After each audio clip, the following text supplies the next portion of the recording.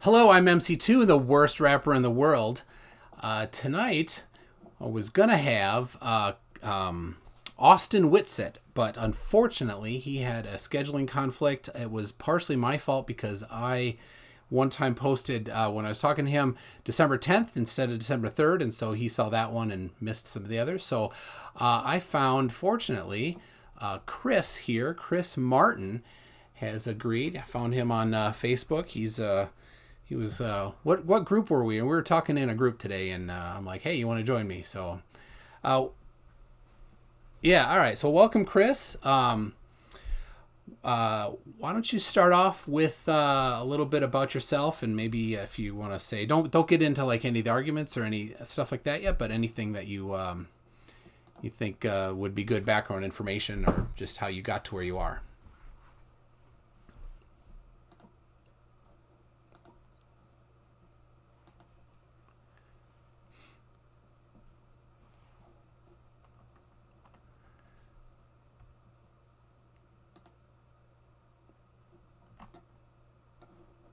So important without critical Oh, thinking. hold on a second. Um, Chris, I'm sorry. I did not have your volume up. I'm not a trained professional. now, So why don't you start again, Chris, with your name, and I don't think it was a whole lot. So thanks everybody for helping me out. no, it's okay. Yeah, can you hear me now? Yes, I can. Yeah. Okay. I'm Chris Martin. Grew up in Pittsburgh, Pennsylvania, in the United States. Um, just like everybody else, I grew up off the globe, and I'm pretty sure you've heard this before. At a pretty young age, I was taught about it, and that's what I believed. I love science. Not enough to get into it in detail. I'm pretty much like your average American who believed what was told to me without any critical thought. But now that I've reached a certain age, I've been able to do so. All right. And so what do you think? What happened? Um, What changed for you? oh, definitely. I'm gonna keep it. I'm gonna keep it completely 100 because we're on a YouTube video right now, and this is how people receive information. That's just one of the ways that I tapped into the flat Earth information, just like a lot of other people. I just did extensive research on it. Like I did the moon temperature testing, um, and found out that the moon temperature shade was colder, which um, doesn't support the fact that sunlight reflects off the moon. And I think the moon is its own luminary source. But there are some other things that I did as well, as far as like researching railroad train tracks and how planes work and um, gyroscopes, things of those natures. But when you talk about common sense and what you're able to see and what you're able to explain from natural science versus scientism, there's a big difference. Okay. So I take it you think the Earth is flat, and that was kind of the point here, right? Yeah, yeah, Do I do you definitely. do you think there's a, let's see, is there a dome? Yeah. Have you ever tried to make a rainbow inside of your house? I've not. Okay, well, if you try to make one outside, all you need is sunlight and water. But if you try to do it inside of your house, you need glass, sunlight, and water. And the reason why that is because if you're missing one of those elements from outside, you're not. It's actually the dome. And there's a reason why the sun has sun dogs. You know how we see three suns in the sky at the same time? I know how we see sundogs. Yeah. Right. And scientists say that those are crystals in the clouds and the skies. Yeah, You know, it's sort of a first dimensional, first order rainbow. But yeah, it's not a rainbow because it's crystals instead of droplets. Yep. Right. First it was a phenomenon, and then they were able to explain it. But now we've realized that those lights on each side of the sun, they come in the same distance every time. And if they were crystals, they would be random distances from the sun. How And how do you know that they must be the same distance from the sun? when you take a How do you know that they must be random if they're crystals? Sorry. well, I know that they're not random, is what I'm saying. I know it's a dome because when you stick light under a piece of glass that's dome shaped, the light reflects on both sides of the dome. So that makes a lot more sense to me than crystals in the sky. Um. So, like, are you saying it's reflecting off of the back of the dome? No, I believe that the sun is underneath the dome, and I technically don't know how high the dome is, but I do No, believe that. but when we see the sun dogs, what are the sun dogs? Is it a reflection of the sun off the back of the dome? Correct. Yeah, it's. I'm not sure if it's the back or it's the inside of the dome. What we're seeing is a reflection of the sunlight on the inside of the dome. So let me present this to you here.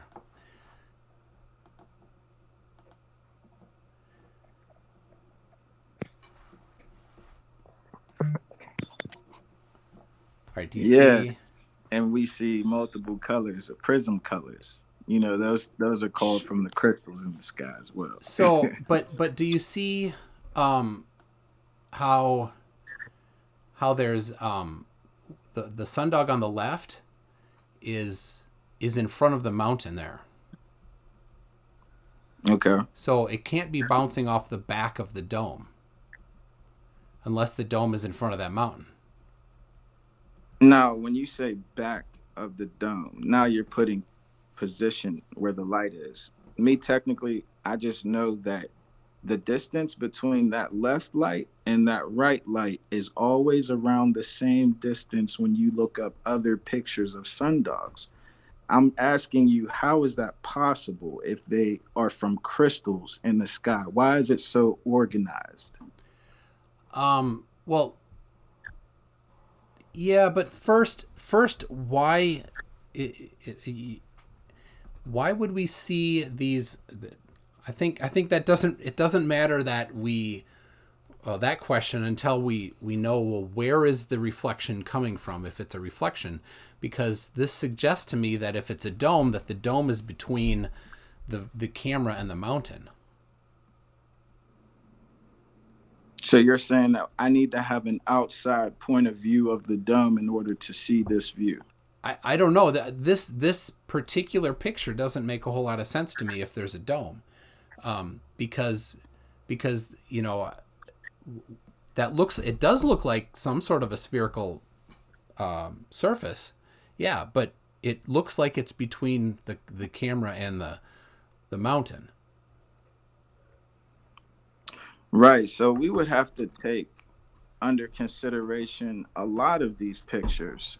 This picture in particular, I'm not quite sure where this person was standing, where their position was, how high their elevation was, but that left light in front of the mountain, I see where you're coming from, but it still explains on my end why these measurements are always the same. If you put a light under a glass dome, you get the same kind of effect as what you see right here, Yeah, like and if you're that viewing it from outside the dome.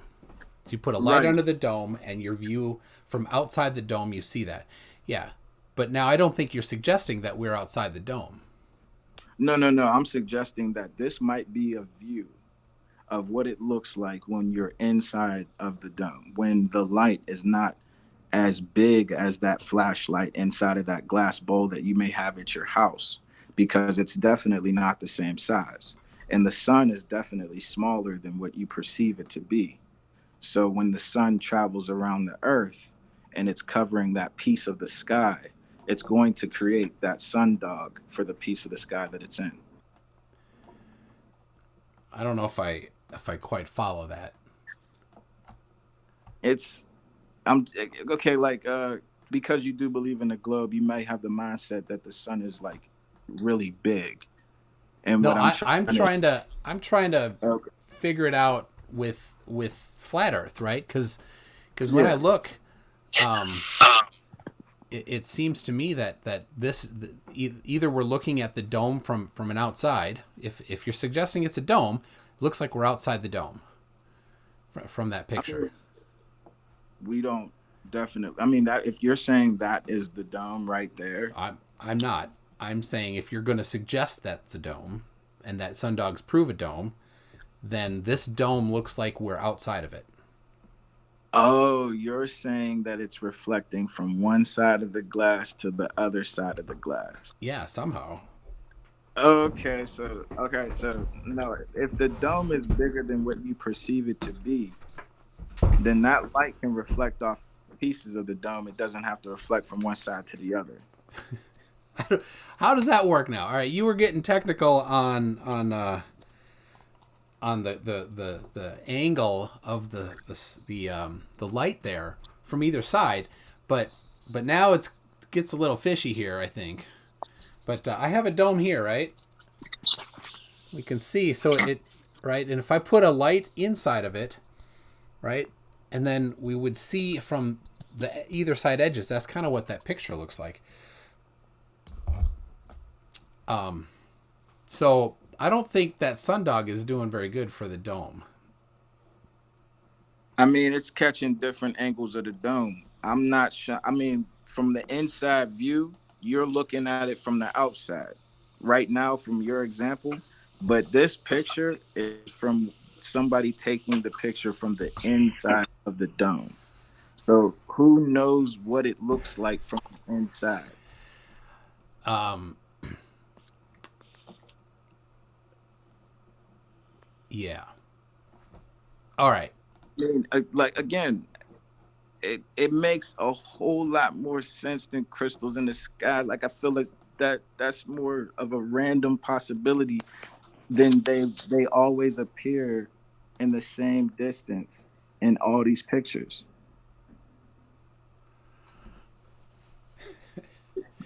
I think that there's too much. I think that there's too much organization in that for it to just be crystals in the sky. I think it would there would be more randomness. But you don't really have a evidence or any. You just think it would be. Oh, definitely. Like if I were to But use, I mean, if I were to but you don't use have any the like evidence or any model or any science or measurement or anything like that. It's just a feeling. I mean, as far as the sun dogs, yeah, I mean that's not my number one proof on the dome though. Okay, okay, You know, that's a feeling. I mean, this is me coming from a non-science based belief of a globe. okay. You know what I'm saying? I don't know geometry, trigonometry, none of that. I don't know none of that. But what I'm trying to tell you is, um, um, there are a lot of things that you should use critical thought for instead of just math. You can't replace everything with science, an equation. You know, you need some type of demonstration. Is what I base my Sure, reality yeah, on. and that's Yeah. a pretty solid basis for science. You have theoretical scientists and experimental scientists, and Hmm. sometimes, pretty often, that one person does one or the other, and occasionally a scientist will do both. Right. But my number one proof for the globe or for the firmament is definitely rainbows. I would have to say Rainbows. rainbow, rainbows. I mean, if we could do rainbows, I'd do rainbows all day with the firmament because you definitely need glass. I mean, we could do this experiment inside of a house. I've done it, but you So need glass in order to do a rainbow inside of a house.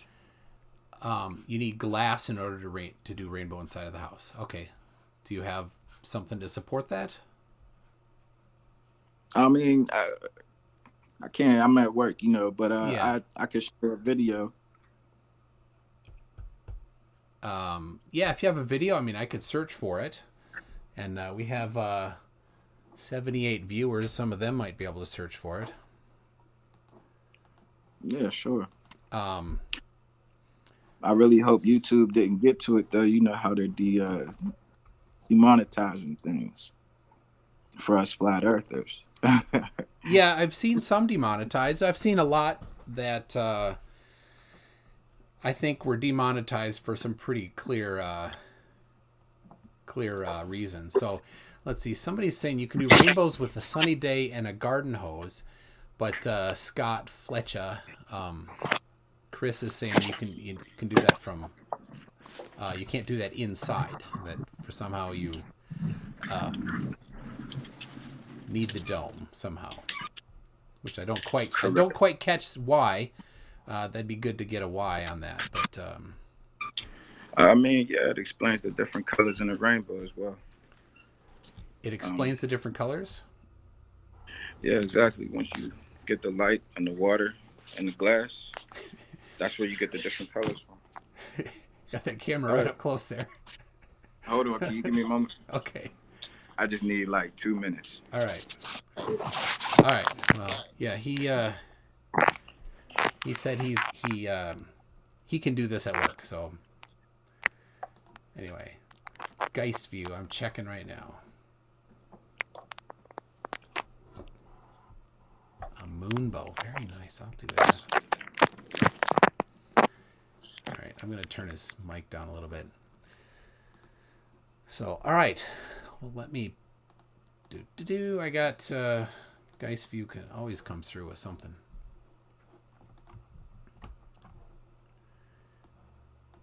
Oh, that's your photo, Geist view. Very nice. There we go. We have a Moonbow.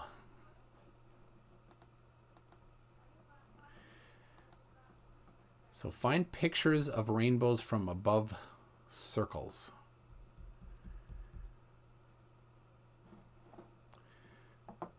So, yeah, it's, let's see, B-ball for life. A rainbow is a meteorological phenomenon that's caused by reflection, refraction, and dispersion of light in water droplets, resulting in a spectrum of light appearing in the sky. Sounds like a good definition there. Secret G. I've seen rainbows in my shower with the window all the way down. So here's what would be cool. A rainbow inside using a light bulb instead of the sun. And then, of course, you have to get some mist inside somehow, which is, of course, a little difficult to do. So, yeah, and the thing that a lot of people miss about rainbows. Are you back? I'm so not. I want to stay. So I got to get reconnected. Is that possible? Yeah, well, you're still in. Or do you need you need to switch or something? No, something happened at the job and I have to handle it. So okay. Is it cool if I put you on hold? Yeah, that's fine. All right. He's got some work stuff to take care of for now. So, but here's what the Mandalorian. His mom has come home. So, all right, let me transition to just me. So, all right, so here's what, and I've seen this claim before just a couple times. I think it's pretty weak, and I don't know why people even say it, but I guess I kind of do. A rainbow, and the thing that people, here's what they miss. If you have your light source here, and you're viewing from here, they think that you should be able to look this way and see the rainbow here. And that's a first order rainbow that you don't actually see. If you're here, if the light source is here, you look that way and see the rainbow over here on the other side of you. That's why it's difficult to do inside, because you need a lot more space. Number one. Number two, not all light bulbs have a good full spectrum, especially nowadays the LED bulbs have a pretty limited spectrum. And then 3, you need to get some, get water up in the air. So that is, that's it. So let me see. Where's my Rubik's Cube? I have 2 of them and I'm missing both. Oh. All right. Well, Ivar, I've seen a rainbow in my peace dream while camping. That's cute. So, all right, I gotta put my my magnet back together. I saw another claim today that that you can't. There's some of these people on Facebook. Oh, so like making these bold claims that are just so dull, so wrong. That a compass could never work on a globe. Of course, that's. And of course, they would move the goalposts if you were to show them this thing. So his whole belief in flat Earth is rainbows and sundogs. I kind of think that's about it. So I don't know how long he'll be. I'm putting stuff away here. So sorry for the movement here. Stop me, Green Bullion. Stop muting me. I'm not being offensive. Come on, MC Tune. Control your dogs. Yeah, but it's so fun to block 33UC. Well, if you don't insult and you actually bring up a point and like answer people's questions, maybe. But if you just are like, do, it's upside down, do, you don't have a point there, dude. So, oh yeah, Cold Moonlight. That's here. Green Bullion says he's here for a debate. Green Bullion 33UC, you have never actually entered into a debate. What you've done is you've showed up for a debate, and then you've said, "Look, there's 33 in this news report." That's not a debate. So, both when you debated me and when you debated FTFE, you said I have evidence, and you never did. So. Does that prove local sun? So, all right, Christ Puncher. Or Punchy. So, Punchy was in Minneapolis on this weekend, and I was out of town.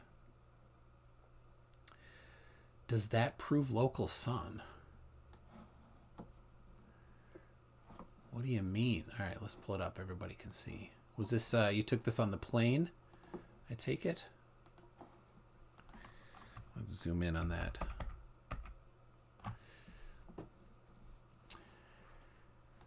I was upset that I couldn't hang with my buddy MC Toon. Yeah, it was. We were doing Thanksgiving, so at relatives. Green Bullion says he's be respectful. He's just here to help that kid that was just on. So, oh, you're cute. It's cute how you think you know stuff. But let's see here. I sent you something there, Punchy.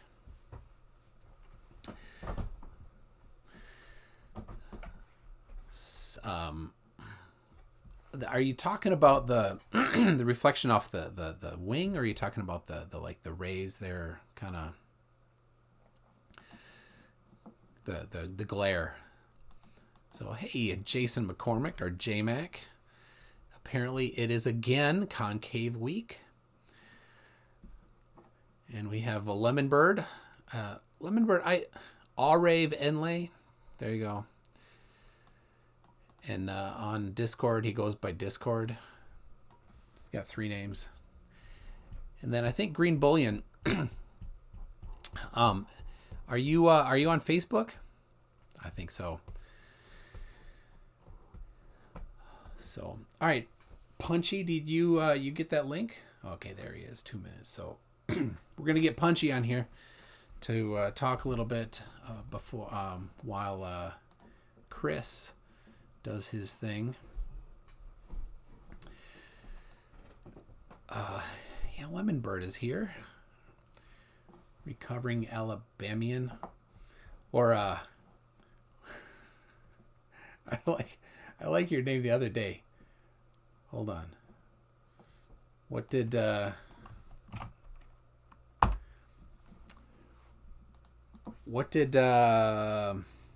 was it Team Skeptic? What did he call you? Albanian? So I sent you, yeah, there. I sent you something Albanian if you want to join. Yeah, Cosmonaut 6. The trolls are out. So indoor rainbow. There we go.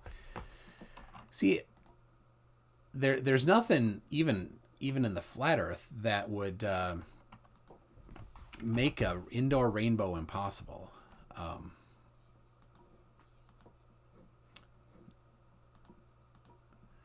Let's see. Jimbo Science. Oh, this might be promising. There it is, an indoor rainbow.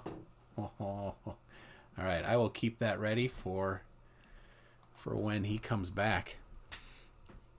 Thank you very much, Mandelbrot Set. You are the man. I'm gonna actually make sure I have that one downloaded. I like to keep them local in case I can't find them, or they, somebody drops their closes their page down. D-Boots the Diva. She was the best crazy person out there, and she's gone. I can only find one video of her. Coincidentally, what?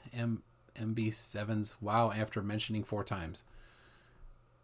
Jimbo Science. Sorry, I was looking for a link, so sorry. We got Punchy here. He's setting up. How you doing, Punchy? I'm good. You can all hear me? They can, and they can see you too. And you've got a sundog in front of your face. You must be inside a dome. Yeah. Yep. So 1 sec. I had to mute the YouTube video that I was getting. Okay, we're good. All right. So, oh my, there. A rainbow from above. Oh, that's cool. There. Hey, Green Bullion's wondering where my mason jar is tonight. So there we go. And Geistview. All right, everybody can time him out once, just for fun.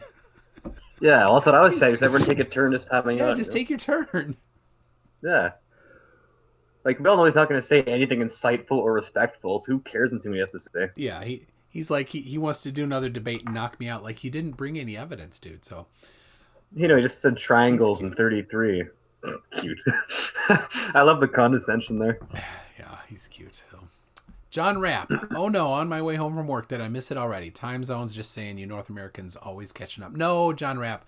You did not miss it. Here's the update. Austin Whitsitt. I gotta say that right. I don't want to say it the wrong way. He and I had a little miscommunication in the 3 times that I sent him private messages. I said one time I gave him the wrong date of December 10th. And he saw that one. It was the most recent one. So he went on that.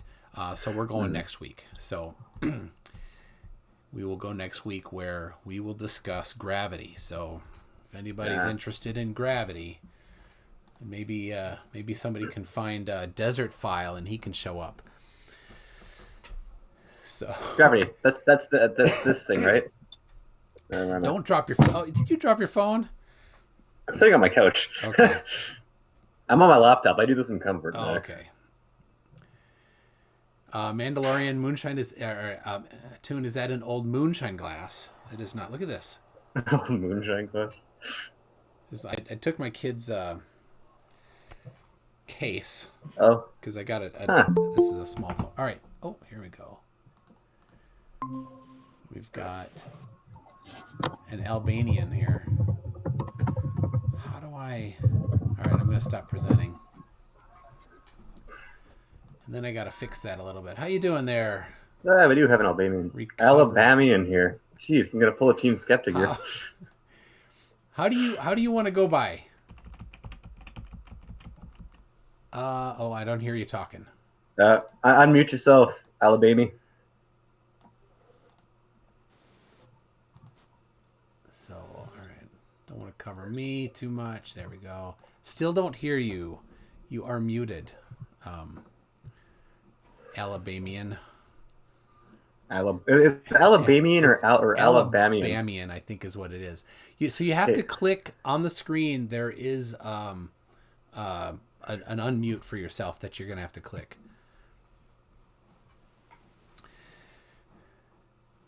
I can see you talking. Yeah, if you hover your mouse over the screen, a bar will pop up at the bottom there. It'll have a microphone, the hang up icon, then a camera icon.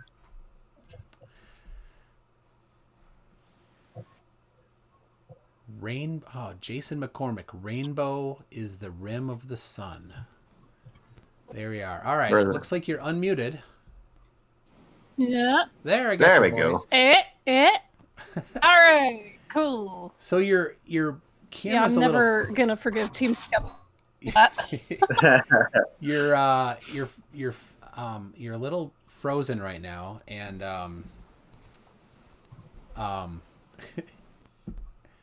and it looks like the camera's a little blurry. So I don't know if I'm gonna turn my webcam off. Yeah, okay. I'm gonna turn my webcam off. All right, that works. All right. Hopefully that helps. I was getting some lag there. All right. Cool.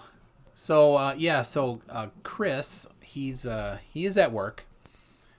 And so he said he had to go take care of something. So now did everybody get their chance yet to time out a 33 UC posing as Green Bullion? Now don't do Lemon Bird. He's generally pretty nice. So yeah, Lemon Bird. He's just funny. I just like, you know what, Lemon Bird? Tell me about the angle packets again. Oh, I love the angle packets. Are they kind of like this, but with angles as opposed to Louisiana sauce, or? Maybe he was misreading it, and it's angel packets. Maybe, yeah, I see that mistake a lot. I love that one. Sorry, good. I did. Somebody said that I should read the Book of Enoch, and I'm about 2/3 of the way through. I actually just listened to it while mowing the lawn the other day, and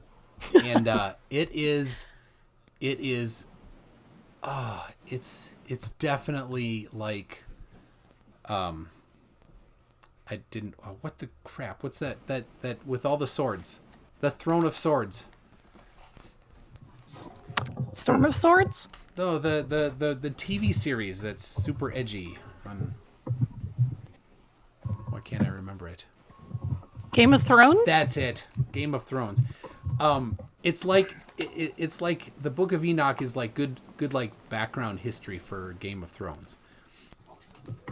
It says, yeah, you can definitely tell that it was kind of one of those folklore mystic books that kind of just threw a bunch of tales in a blender. So yeah, it's cool that way. Like if you read it, like because I've read the Silmarillion from Tolkien twice. It's hard to follow. It's a little choppy, but it's good background information for some other story maybe. So all right. Yeah. Okay, you might all hate me, but I've never seen an episode or read any books of Game of Thrones. Join the club. Yeah, I have. My friend gave me all of his books, and I didn't read any of them. So. I'm sure it's cool. I just don't like high fantasy. I'm more of a sci-fi person, so it didn't really appeal to me. Yep. Yeah, you do. You do like a lot of that. What's your favorite there? I have to admit, I'm sorry. I just last week watched Endgame. Sorry. I mean, superhero movies are a different genre to me. But sci-fi, I would have to say probably Star Trek or Dune. Yeah. Dune. Read all those books. Hey, we got Chris back here. Yeah, he's back. Hey. What's up, y'all? Hey. Are you, not much. You got your stuff taken care of there? Yeah, I did. All Thanks, right. cool. I appreciate you guys holding on. Yeah, so we got Christ Puncher and Recovering Alabamian. Am I saying that right? Hi, you can't see me, but I'm here. Well, they'd all say we're sorry. I want to get your name right. Do you? Because on Discord you have a different name. On Facebook you have a different name. Are you okay with any, or do you just prefer Alabamian? That's fine. I have a bunch of different nicknames from my various stages on the internet in various fandoms. So honestly, whatever you feel like All right. calling me is fine. I'll respond to pretty much anything. Okay. All right. Within reason. All right. Team Skeptic. So I was gonna be on with Team Skeptic and FTFE today, but both of them are sick. So I'm like, oh, dudes, all right, that's fine. I read to my daughter. All right, so let's see. Christ Punch, you got your time out of Green Bullion? Yeah. You can't take two. I can have my second one. I won't do any more. All right. It's just so fun. It's hard not to. All right, and J-Mac, he's fun too, but all right. Sorry, Chris, we're just talking shop here a little bit. Do you guys want to just listen in, and Chris and I will talk? Yeah. Yeah. All right. Mute myself. So, Chris, can you? I'll mute myself and turn the camera. Sure.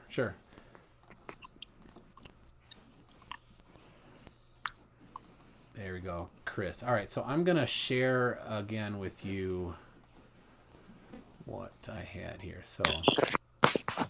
Okay. And then, John Rapp, I missed one from you. $2. What do you say? $2 Australian. Oh no, on my way home from. No, you said that already. That one. Woo! Thanks. Good day, everyone. So that's what. All right, from John Rapp. All right, so there is the rainbow from Geistview that Geistview took himself. Now this is actually a Moonbow that is taken at night. You can see the stars in the sky there. Is that big enough for you to see, Chris? I actually don't see any images on the screen. I just see myself. Oh, all right. Let me.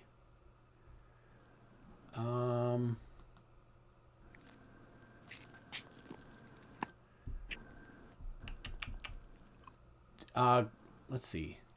Punchy, do you see the picture that is the rainbow? I see the picture in the Hangouts here, but I don't see it on the YouTube. Yeah, it's not on the YouTube yet. Oh, okay. I do see it in here in the Hangouts. Chris to see it. Okay. So I don't know why you wouldn't see it, Chris. All right, hold on. Maybe I'm in the.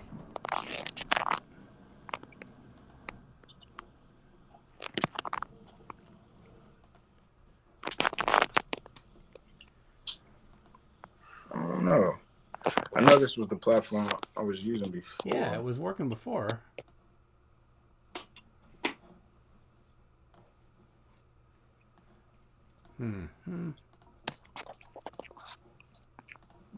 Hold on.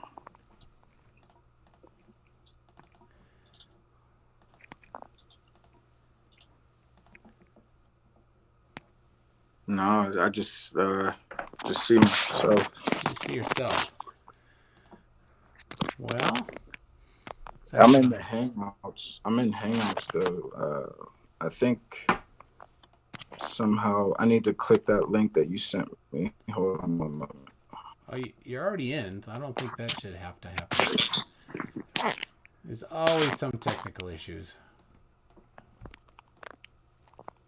I don't know. I'm just seeing myself. See everybody lined up on the right-hand side. I see their names. Yeah. All right. So you are seeing the YouTube feed. Maybe if you go back into Meets, I think that might be the issue. Okay.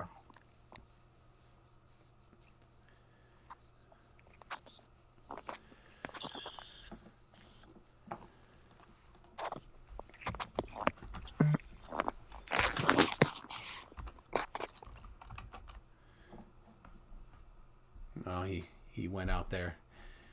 He'll be back, I hope. So, yeah. So I have the next one ready. There it is, right there, right there. All right. All right, I see it. You see it now? Good. All right. Let's get you back Yeah. up here. There. All right. So that is a rainbow of taken from the moon, of the moon, I guess, or moonlight, of that waterfall, and you can see the stars in the sky. It looks like it's probably a long exposure picture, right? But that's not an indoor rainbow.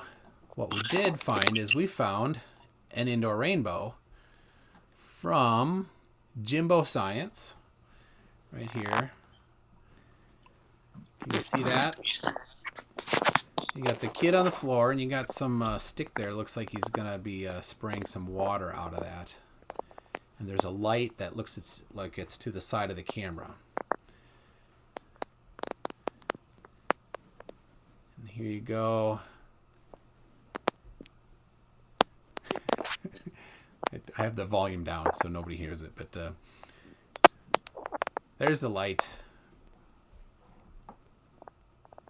And all right, so he's going over a lot of the setup. All right, I'll jump ahead. There, he's turning on the water. And there's the rainbow inside. No dome, no glass, no sun.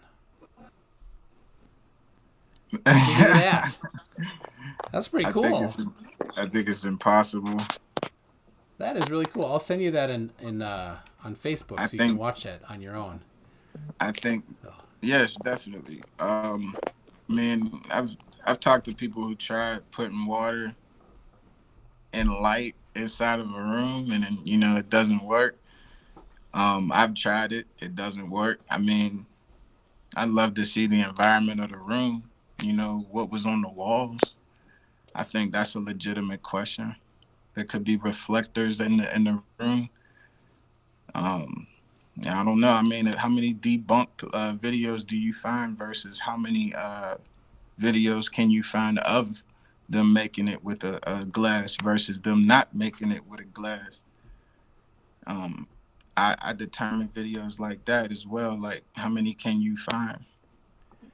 So, all right. So you say, you see it, you made the claim, you saw it debunked, and you said, nuh-uh. Okay. And here's a little bonus. Some skydivers seeing rainbows from above. Look at that. Where's the dome?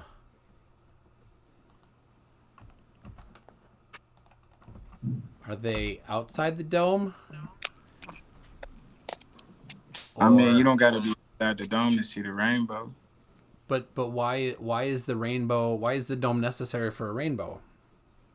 Because you would need glass. But why would you need glass? To make a rainbow, you need glass. And I'm being honest with you. That's just a claim. I've tried it myself. That's just a claim. I've tried it myself to do. I've tried it myself. I've known people who tried it to do water and light inside of a room, and it didn't work. I think that if you showed me a video of them using glass, you would understand why you would need it. I'm telling you that they don't need to be outside the dome to see the rainbow like that. But you're just making a claim. You don't have any, evidence of that. So, all right, that's kind of what I expect. So, definitely, I think that there's evidence out there. Just as much as you showing these videos and these pictures. I've seen videos and pictures of evidence of them doing it just as much as you doing it. So if you're using it as evidence, I have just as much as you. So, well, do you have a rainbow using glass? A rainbow using glass? Yeah, where is a rainbow using glass? What do you mean? Well, you said you can't do a rainbow without glass. So, can you show me a rainbow with glass? Yeah. You mean like a video of them having to use glass to make a rainbow? Yeah. Like Oh, yeah, like not just the colors, but like an actual big arcing rainbow using glass. You mean like the one projected inside of the garage? Yeah, yeah, That last video? yeah. Yeah. It's the same. Yeah, it's the same concept. Or do you just mean like a prism and where like the Pink Floyd album? I don't know what the Pink Floyd album looks like. Oh, dude, wrong generation. Yeah, that's the wrong generation. But Hold I on, think hold on. This is important. This is nope, that's not it. That's not what I want. Hold on. Copy image address, and then we're gonna go right here, and we're gonna paste it. There you go. That is not the actual cover from Pink Floyd, but that is about the cover from their album from 72. Oh, for real? People. Sorry, I'm not enough of a Floyd fan to know the year of the album Dark Side of the Moon. Hold on. People are going to hate me. 73. I was close. 1973. There you go. So. Okay. So, I mean, this is an example of a prism reflecting a rainbow. But that's not a rainbow. That's just the light in different, separated out. A rainbow, as you said, is this here, right? I want to see your claim of a rainbow from glass. All right, hold on. So I don't know if I've ever seen a rainbow from glass. So No, I'm not saying it's from glass. I'm saying that if you needed certain materials to make something, it would take these materials to make it, which is water, light, and glass. I'm not telling you that rainbows come from glass. I'm telling you that rainbows need glass to form. You feel me? So I'm excited. I'm excited for that. So I don't want you to take me literal. We got level 1 LVL Darwin with the incredibly smart "The Earth is Flat." B-Ball for life. He keeps quoting. I think it's a quote from another definition for a rainbow. I love him. It takes the form of a multicolored circular arc. Rainbows caused by sunlight always appear in the section of the sky directly opposite the sun. Yeah. And Chris, I think maybe if people have tried to make a rainbow inside, that could have been what they were doing, is they were trying to see the rainbow between themselves and the light source, and it's actually going to be on the other side of there. Okay. All right. So this is a prime example. This is for kids. This ain't even for adults, and they're using glass as an experiment to make a rainbow inside of your home. Okay. And this is So, 311. It's a 311K views. Okay, I don't see it, so you could either tell me and I could search for it, or you can send it to me on Facebook Messenger there. Yeah, for sure. Hold on.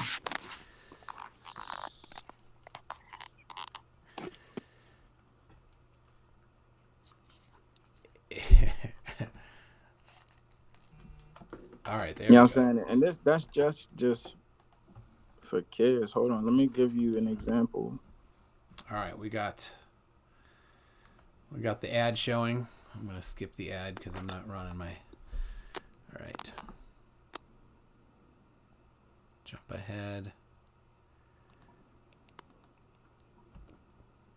So he's got water bowl, mirror, torch. He calls it a torch.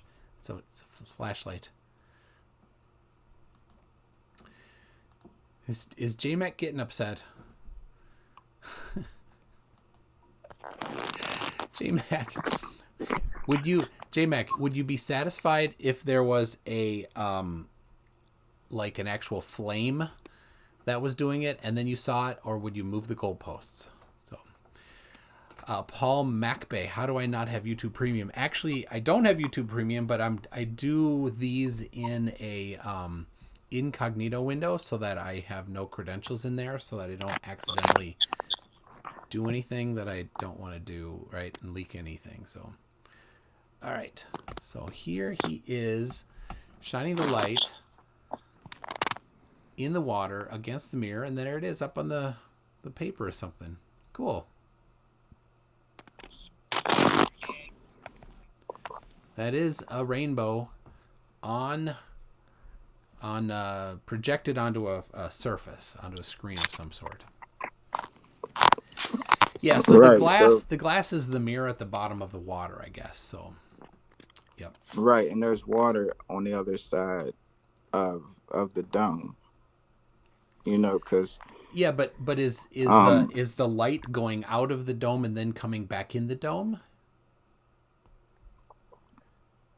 No, the light is inside of the dome. See, the sun is underneath the dome. Okay, so this example isn't really what you're claiming the dome is. So no, like the rainbow does not take the shape of the dome, is what I'm saying. That's not, the rainbow isn't the dome.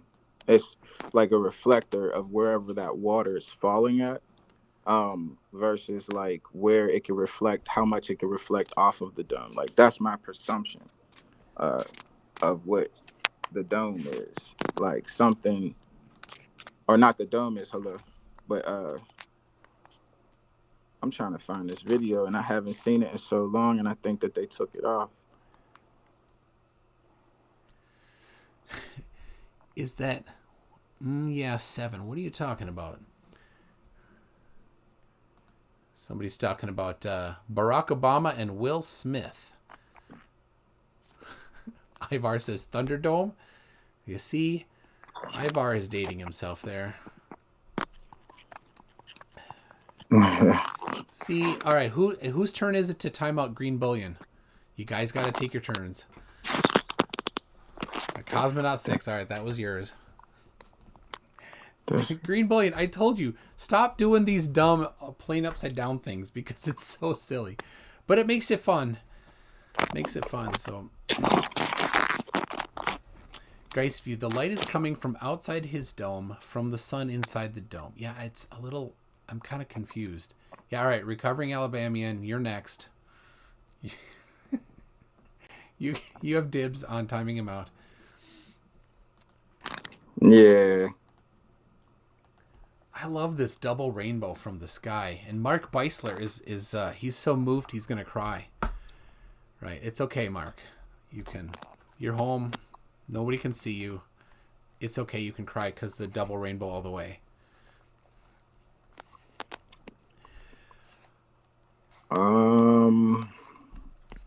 So I can't find the proper video, so Okay. I'm just looking for a random one now. A random. So what are you actually looking for? All right, I'm actually looking for a video that someone's making a rainbow inside of their house. And it seems like every video, look, I'm gonna send you this one too, and it just seems like this guy's using a reflector of a piece of glass. Again, just like the last video I sent you.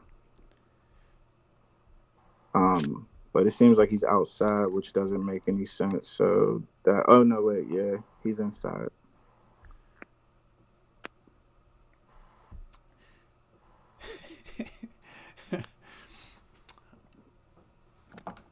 Yeah, again. Papa Fist Rex, you said there were hundreds. Oh, the Mandalorian, you're good. All right, here we yeah, are. I mean, when you were first searching for flat Earth, yeah, you could find tons of proof. Now it's kind of like you said. I mean, you can agree it's been demonetized. So, well, demonetized doesn't mean it's not there anymore. So, all right, here we have. Saying that demonetized mean a controlled amount. No, demonetized just means that they're not going to pay you for views. That's all. Okay. And they do that. because advertisers say they don't want their stuff in front of, certain type of content. So, yeah, so that's sunlight off of a mirror in water. Yeah. Yeah. I mean, I'm just using an example of like these glass. I mean, it could be light from anything, like a flashlight. It could be flashlight. It could be sunlight. But he still needs to use glass in a sense. Yeah, but we have this one example here already where he's not. So. but where are you gonna find another video like that where they're not going to use glass? Well, you could do it. Why don't you give it a try? I mean, I've tried it. Did you? That's why. That's when a ball earther says you don't got no proof, and you try to do the experiment yourself. Like when boats go over the curvature, but we bring it back up with zoom cameras, but y'all be like, no, we don't got no proof.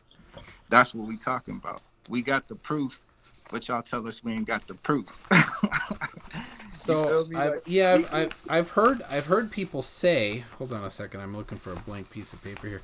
I've heard people say that they can bring boats back, but I've never seen that. But let's not go off onto that. Yeah, at least not yet, because that's not yet. Yeah, that's. I might have to print some more off here. Cosmonaut 6. Oh no, I got one. All right. Sorry, some papers rustling around there.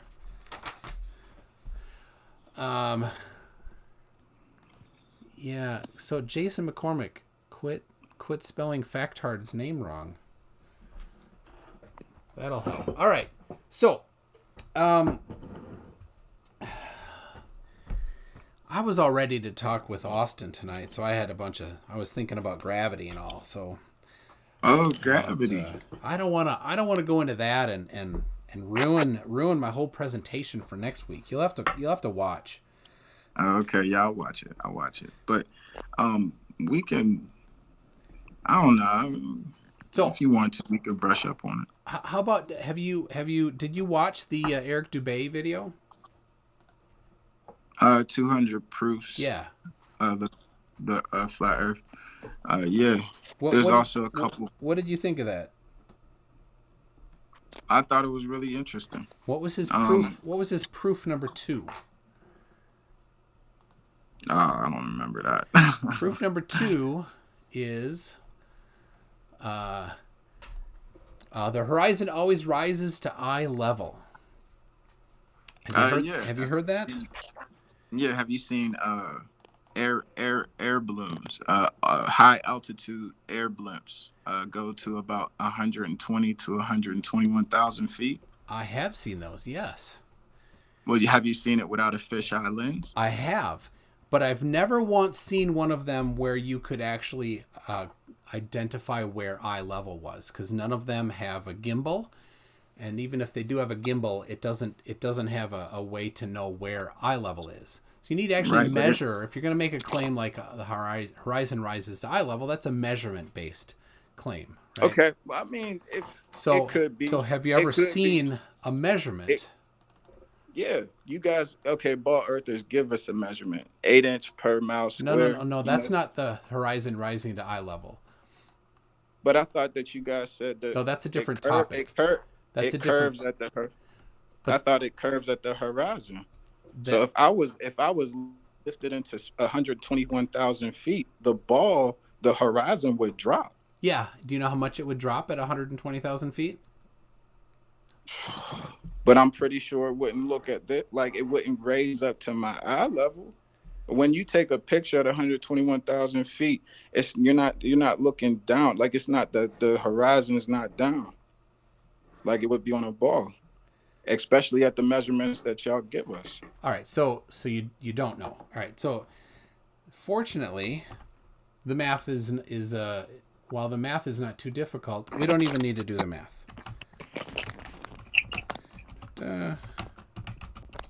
Because Walter Bislin had like a scientific flat earther right next to me. There aren't any. Don't worry. So let's see. Observer height. I know a few. Observer height at 120,000. I love Dwayne Kellum. That guy's awesome. You ever watched it? He is. far as I know. Some people have said he's not. So you must understand where we come from. Oh, well, I've been around. I've been around a couple years, so I've heard it all. Let's see. At 120,000 feet, the dip angle is 6 degrees. So hold on, six degrees. 6 degrees. That's what the math says. That's it. 6 degrees. Hold on, bro. So if things go over the curvature when I'm on the ground and I lose sight of it while I'm standing on the ground, Yes. you're telling me that when I go up 3 miles in the air, no, what is it? What is 121,000 feet? How many miles is that? It's more than 3 miles. Yeah, it's like 20 miles or something like that. Oh. Let me pull out my calculator here. Actually, this one's dead. Let me pull out this calculator, because this one's not dead. So we got how many feet per mile? Green Bullion, how many feet per mile? 5280. So that is 22 miles. 22.7 miles is 120,000 feet. So at that many miles, the dip angle is 6.12485 degrees. Right? 22 miles. And if I'm standing on the ground and at the horizon, things go over the curve and disappear, and I'm standing on the ground? Yes. So how far is my point of view? Oh, did the chat stop? How far is your point of view at 120,000 feet? No, just standing on the ground. Ain't it like 13 miles? Well, we were talking about... But I know we're talking about when we're raised 22 miles in the air. But if that is so, the horizon should start to look like it's falling. If I'm 22 miles in the air... Yeah, it will have fallen 6 degrees. But I'm saying if I could see things falling off the curve when I'm on the ground, and it's only going 6 degrees when I go 22 miles in the air, and the horizon dips 6 degrees. So you're telling me that when things disappear in my point of view, they're dipping less than 6 degrees? Yeah, absolutely. Because there's something in the way. Yeah. What's that? So, what's in the way? That would be the curve of the Earth is in the way. So I can't get. Okay, all right. So here's the deal. The math, right? And you've said that you're not too much into that, and that's fine. But the math is the math, and right, and nobody has come along who understands the math and said, wait a second, that math is wrong. So until a flat earther maybe comes along and says that, which there have been some, I think that could maybe do math. I haven't really seen any. Like the guy named Flat Earth Data, he can't do math. There's a guy named Flat Earth Math. He's not a flat earther. He's great at math. Okay, so, I don't understand why ball earthers don't grasp the idea that this world that we live in, when you speak truth, you become a victim. I can name somebody very famous. He was a president, and he was about to expose some things, and he was killed. You know, John F. K. Sure, but I'm just giving you a prime example of when people that's a different. But NASA.gov, bro. So you got to understand, this is the government, and you get your information from them. So you're telling me that people haven't come up with this information before? No, you will never hear this information. Do you know that they took away flat maps in the 50s, bro? They took away all that information in the 50s, bro. So, all right. Like, you got to understand that this is hidden information. All right. You're off. You're kind of off track here. I mean, that's what happens. Right? We're talking about, you were talking about 120,000 feet up, right? And I'm like, well, it would drop 6 degrees. So we've not seen an example of a measured horizon rising to eye level, right? So George Natchik is here. How you doing, George? So, Chris, we've got George Natchik in the chat. Says, where do these guys come from? Yeah. George has, you have a master's and a PhD, right, in engineering. So have you looked at the, like Walter Bislin's Earth curve calculator, and do you agree with his math? That's a good question there. So Navy Text 37, Flat Earth is real because JFK was killed. So yes. All right. Oh, Green Bullion is untimed out. Who's up? So all right. So here's the deal. I have never seen the horizon rise to eye level when it was measured. Never once. So for example, here is from a Did you ever theodolite. measure it, bro? Did you ever measure it yourself? Are Is, you getting your measurements from Trust? Here is a measurement. I have measured it myself, and I'll get to that as well. So here is a measurement using the highest quality measurement that I know of for measuring vertical angles, a theodolite. This one is accurate to 1 arc second, which is 1/3600th of a degree. Right? So this here is it's an auto leveling one, in fact. So this one is pointing straight ahead and 90 degrees. So that horizontal line going across it there is eye level. And you can see the horizon didn't rise to eye level. Now, some theodolites, they can potentially suffer from collimation errors. So what you do is you take and you flip the whole face around, and then you flip the telescope. Right? Okay. Okay. Go ahead. Right. And then you do another measurement. And so here it is, a couple seconds later, same theodolite flipped one way, double way. So you can see how it says 270 degrees there instead of 90 degrees. That's because it's flipped around the other way. So then you just measure from the zenith being in the other direction. Right? All right. So all right, these are the measurements, right? And this is what kills me with bar earthers sometimes, is that you try to get real literal with things, but I'm trying to explain with you some common sense here, okay? Oh, but I can see, but this is earth science here, right? So this is a scientific thing, and it's a claim. The claim is it rises to eye level, which is a measured claim, and then we can just go test that claim. So that's what we do then. That's okay. So earlier when I had said JFK as an example, and then one of you ball earthers was like, "That's the reason why such and such." Oh, he was kidding. So of course, yes. when we say eye level, okay, you put this line for eye level, and then you put the C right under that line. Okay, bro. What I'm trying to tell you is common sense tells you that when you're lifted 22 miles in the air and you can witness the curve standing on the ground, and you're 22 miles in the air, that's not 6 degrees, bro. That can't be 6 degrees difference. So, you don't have to trust the math. If you think it's wrong, then present that it's wrong somehow. I mean, that to me, that's critical thinking, bro. You got to use some common sense, bro. You got to put the numbers down in the equations and ask yourself, does that match your reality? Let me think. Yeah, it does. So, I mean, when you on a plane, bro, does the horizon?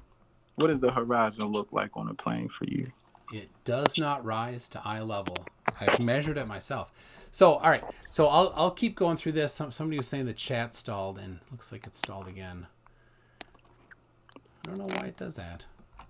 Just a second. You know what I'm saying? So like y'all putting the ocean right underneath that line that y'all call eye level. But we're trying to tell you that line right there, bro, when you're at 22 miles in the air, that should dip way beyond 6 miles, man. If you could see the curve on the 6 degrees. 6 degrees. 6 degrees. Yeah. Yes, my fault. But that's all right. So critical thinking tells me that 6 degrees is the right answer because I can do the math. Okay, well then the the measurement of the Earth is wrong. What do you mean the measurement of the Earth is wrong? 8-inch per mile square. That's not the right formula. Oh, it's not. No.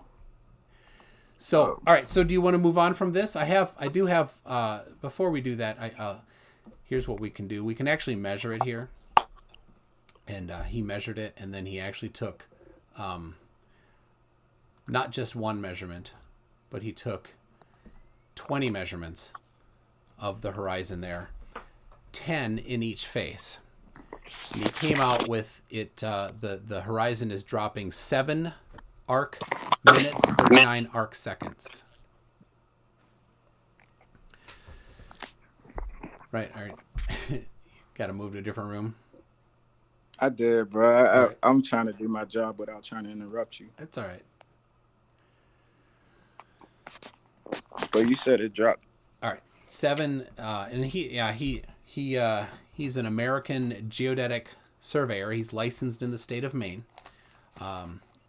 He is the Maine Surveyor is his channel on YouTube. And so he took all those measurements, and because he does it that way, he does it in arc minutes and arc seconds. So I don't know if you know what arc minutes and arc seconds are. I do not. I apologize. That's all right. I can convert for you using my calculator here. 7, 60 divide, and 39, 360 divide plus. So yeah. I'm still here. okay. Well, I don't want to disrupt anything that you're doing at work there. All right. Well, Are you want to step away for a minute or what? yeah, I'll step away for a minute. Just give me 2 minutes. All right. I'll mute him here. All right. Well, what do you say? Yeah, the chat stalled. I've not been able to get it to unstall. I don't know why. I'm sorry.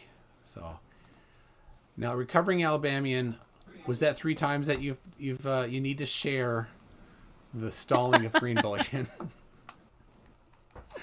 Sorry, not sorry. Somebody else. Everybody gets a turn. Okay. Gosh, Dad. What? Let's see. What was Marty Moose? Remember MC2 telling his guests once you got the wrong formula wrong. Oh yeah, I should have said that. But he didn't. He said it right. He said the wrong formula right. I love it when they're like, "Oh, Chris, are you back, Chris?" Yeah, I'm back. Okay, all right. Yeah, one time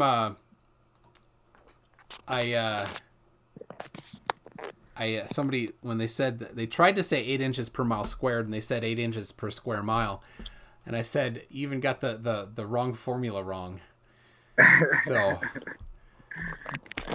That's hilarious. all right, let's go back to this here. I'll just wrap this up quick. It's 0.225 degrees below below eye level. And when you use the math and you calculate how much it should drop, that is very close to the correct amount that it should be dropping if the Earth is a sphere of what we say it is, right? 69 miles per degree latitude. Right, but it's not a sphere; it's a pear shape. But I ain't gonna get into all that. Well, yeah, it's an oblique. Yeah, oblique. the slight perishness is extremely slight. It is less than 0.1%, I believe, so you can't really see it. So right. But why do all photos from NASA show us a perfectly ball square? They don't. I mean, perfectly ball circle. My bad. Now, did you test that? Because I'm about to show you up if you didn't test it. Oh, you're telling me that the pictures from NASA aren't circles, aren't perfect circles? That is correct. Scott Manley. Hold up, bro. All right, I gotta find the video from Scott Manley. Have you heard? Do you know who Scott Manley is? No. Do you know who Rob Skiba is? Oh, he's a scumball. Yeah, I've been going. I took a picture of him when I was at the Flat Earth Global Conference a couple weeks ago. Oh yeah. So yeah. When I said you. So all right, hold on, Scott Manley. I gotta. Michael, I was hoping Nathan Thompson was trolling his chat, waiting for him to accept but decline my offer. He has blocked me in his channel. Him and his BF teabag. So yes, T Stew likes to block people. He hates free speech. So let's see.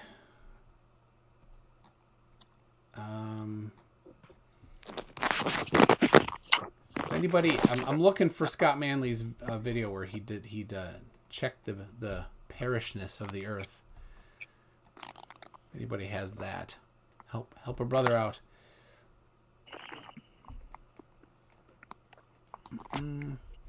So if you could send me some links to these people that you're talking about, I'll check them out. So, well, yeah, I'm just looking at Scott Manley's main.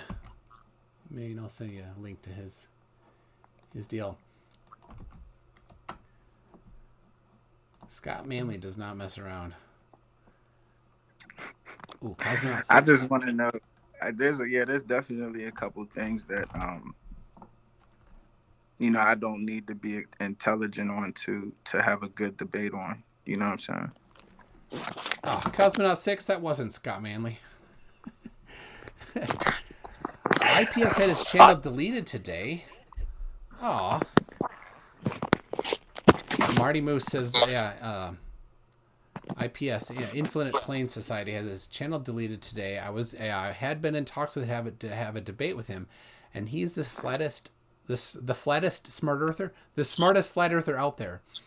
Yeah. Oh yeah. Factard. It is the one where he cut the Earth in half. That was the Scott Manley one I was talking about. So I'll describe it for you. Maybe we can find it quick. Well, so what's Scott Manley took a picture, I think, of the 1972 blue marble, and he sliced it one way, turned it 90 degrees, and found that it didn't match. And then he counted the pixels and found that it matched the correct discrepancy based on the shape of the Earth. So if I show you the lineup of pictures from NASA, you're telling me that the size of these planets aren't all the same? The amount that it's oblate in the middle is very slight. So where'd my pen go? It would take some math to actually see it. Fox below. There we go. I may have.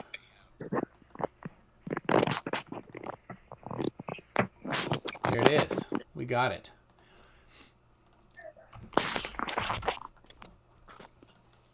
Are you seeing it? Oh, the ad. What do we got to have the ad for? I'll skip past the ad. Yeah, I see it. You know what the problem was before? I don't think I clicked on your name. Like I don't think your name was highlighted when I couldn't see your presentation before. But I see it now.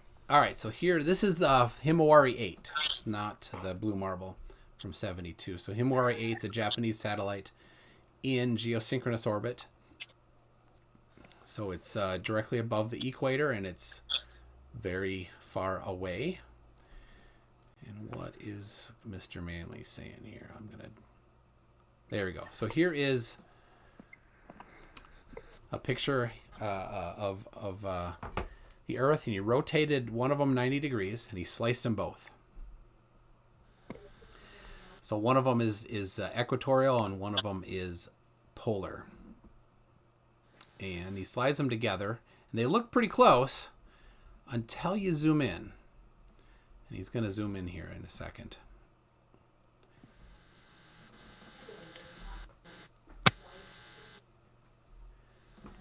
So there you go. That's how different it is. It's 24 kilometers. That's Wow. it. So it's 12 kilometers on either side. So this is takes a real NASA photo. Well, this is Right. this is from JAXA, not NASA. Oh, okay. Yeah. Jackson. Yeah, the Japanese space agency. Right.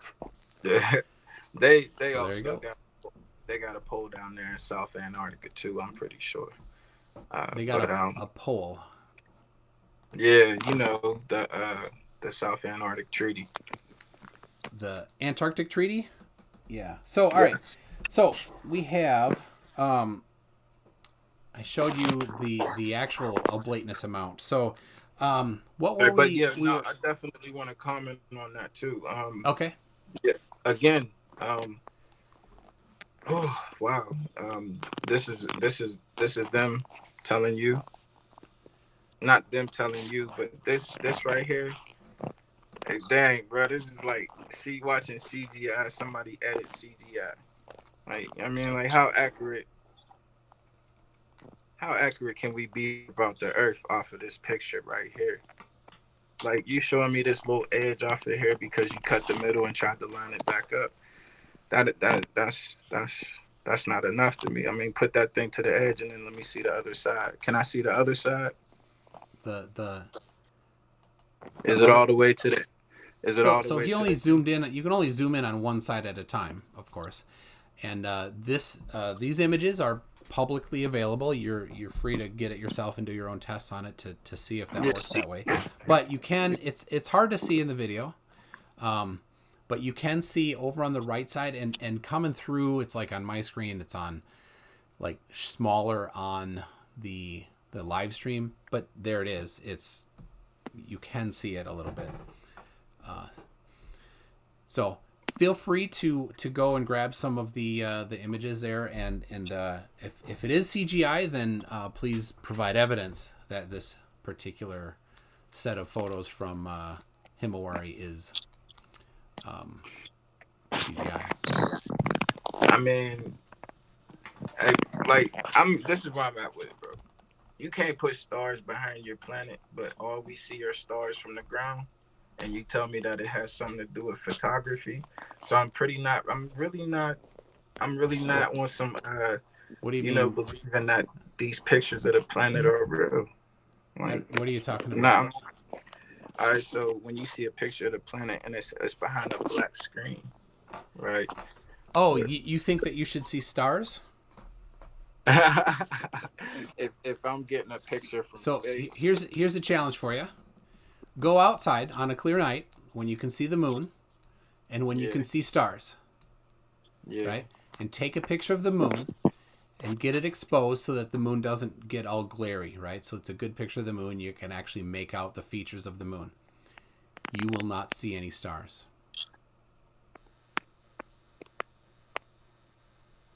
You're talking about if you focus in on the moon and you won't. Yeah, you won't see the stars. And it's because of exposure. So there's a great book called Understanding Exposure that talks about exposure. It's fantastic. All right, hold on a second. Hold on. All right, J-Mac is complaining. Just a second here. All right. Let's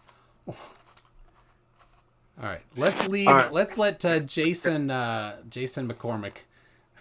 Let's let him talk. Be nice, Jason.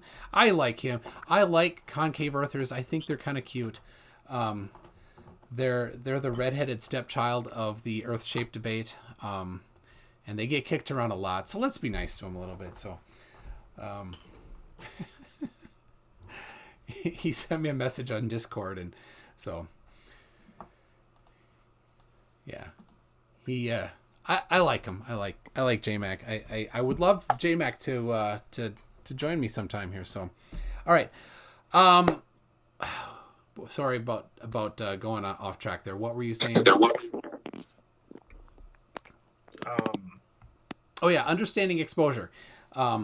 It's so I used to do some photography for fun, And I read that book, and every time a friend of mine or somebody I know, like my kid, got a nice camera, it's actually downstairs, I bought him the book, Understanding Exposure. Whenever somebody gets a camera, I like go get a used one and send it to them on Amazon. So it's a fantastic book. So all right, Yeah. let's reach into some back into some common sense. All right. So if I'm gonna take this picture right here, oh shoot, hold on. This picture right here where you see the light behind me, right? You're telling me that if my head was a huge scale, this light behind me would disappear if you focused in on my face or something? No, that light's too bright. Okay, so You you're need telling something me not that bright. if I don't even focus in on Earth, if I take a regular picture of Earth, the stars behind it will disappear. Yeah, they're too faint to be exposed properly. From the light. Yeah, from Earth. Yeah, the Earth is much, much brighter. So like I said, prove me wrong, go outside, take a picture of the moon, have it be properly exposed, and and if there's stars in it, then I'll eat my words. You can send me that picture tomorrow or next day or whenever, right? And now when you say promptly exposed, you mean no clouds, no... Yeah, do it when there's no clouds because there's to remove any question, right? Because there's nothing to the side of the Earth in this picture here, right? When we're looking at pictures from space, there's no clouds to the left or the right of the Earth, right? But all right, we can hop on a different subject. Yeah. This is So this is a pretty basic thing that any photographer knows, right? So you can argue it, but photographers understand this thing. It's pretty common. In fact, if there were stars, if you see stars in a picture, then you know instantly that it's CGI. So like if you see the intro to the Star Trek TV series and you see planets and stars, it's obviously then CGI. Now, you can do, and somebody's saying, you can do HDR. So a regular camera doesn't do HDR, but HDR is high definition, high dynamic resolution, where it takes more than 3 stops. If you're into photography, Ansel Adams, there's 10 or 11 stops depending on your philosophy. And a camera can take basically 1 stop up, 1 stop down from where it's exposed. And so when you take an HDR picture, it typically it'll take a picture at the correct exposure. It'll overexpose it by 2 or 3 stops, underexpose it by 2 or 3 stops. And then you take all 3 of those pictures together and you merge them into one picture, right? And they look a little artificial because they're doing things that we don't normally see in pictures, right? So they're doing things that we usually do. We take normal pictures. Our eyes, no, that's an abnormal picture. Our eyes can do better than a camera typically. But if you have a phone, right? All the new phones have a little HDR button on them, and they do kind of a good job of getting a little better dynamic range. Right, it gives a wider range. But my question is, 17,000 satellites, I believe, or whatever. I think it's in that range, and we don't have a full picture of the Earth without composites. Yeah, you're looking at one right here. Here, I'll pull up another one.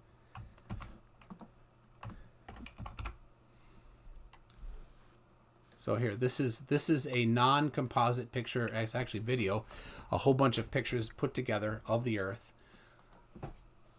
from the Himawari 8 satellite. I'm gonna send you a picture. So this takes a picture. All right, Jason McCormick. Jason, you asked me to not have you timed out, and then you said that? Dude. Don't go there. Sorry, Chris. Jason McCormick was asking me to let him stay in, and then he went a little low ball. Oh no, it's cool. This is a touchy subject for some people.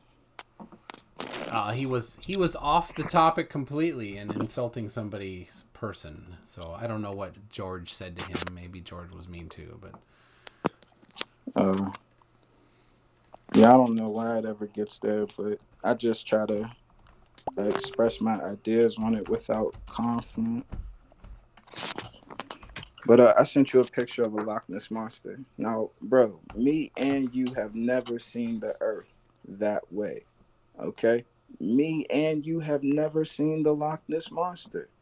Now, mind you, I can give you math and equation and science on why this picture is real to me. yeah, but people have debunked this. So, and the people who took it, So people have debunked the planet, bro. Water can't bend. Not water this one. So where is the evidence that this is not real?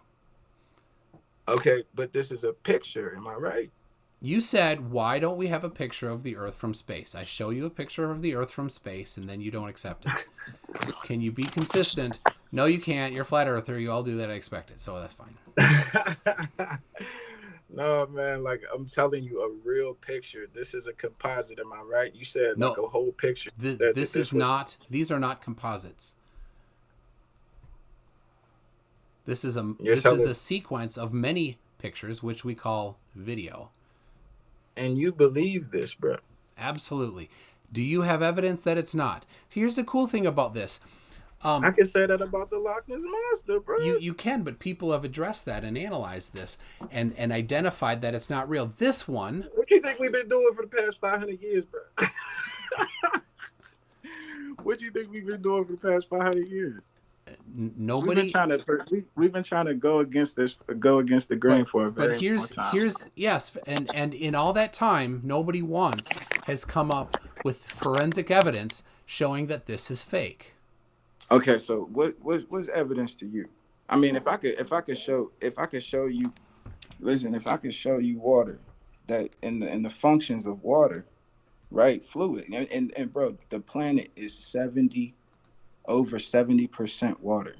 The Pacific Ocean is bro. You keep wondering why science hasn't come up with some grand reason why we haven't come out yet, and we're restricted just as much as the next person who has an idea that goes against everything that they do. They make billions of dollars off of the heliocentric model.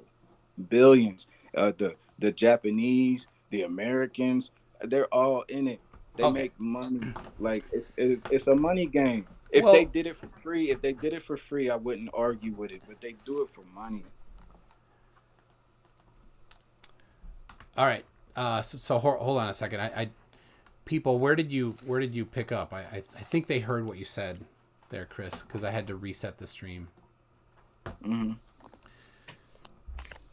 So I just think that there's refresh if you're stuck, anybody. So here's the deal. Let's go back to this here.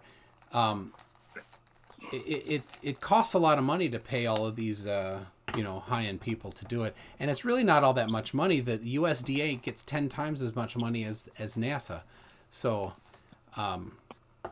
if it was all about that, maybe they should just grow crops or pretend to grow crops or something.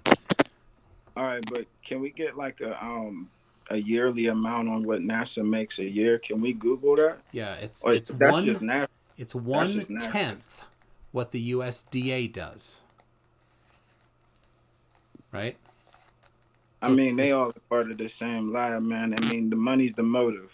Yeah, well, I mean, if you have evidence of that, so it's a claim without evidence. So here's the deal. All right, so we have pictures of single image pictures. We have multiple single image pictures, and nobody has once said anything other than I don't believe it.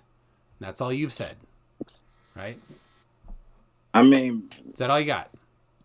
Yeah, bro. I don't believe that, man. All right. You again, pictures. If that's your proof of data, then I mean, I don't believe it. I mean, if you can't show me water bending, because this is a picture of water sticking to the exterior of a shape, sure, due to due from gravity, which you guys can't explain. Only it can explain the effects of it, right? So you're showing Not me, right. okay, I don't but agree. water. But water. You can't show me water bending to the exterior of a shape in person. Are you So sure? why would I believe? Why would I believe the picture? It's like I know what you're gonna say. I know you do. I mean, well, I honestly didn't even know that you were a baller. I thought that we were having a debate, but I thought we was having like a conversation about flat Earth. I didn't even know that you believed in the ball, but when you said it on the thing, I Well, was yeah, like, oh, we kind of went back and forth on some of the threads today. oh, okay, so that was you. That was me, yeah. There were so many of y'all. Yeah, well, I think it was. Yeah, that's fine. So, all right. So here is.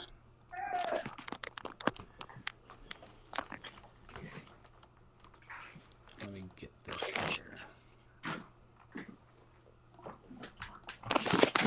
I'm gonna move it up to the correct spot here. Okay. In this video. So water conforming. So water sticking to the outside of a shape, right? By the yeah, man. Yeah. All right. And don't. I mean, we can't talk about bubbles.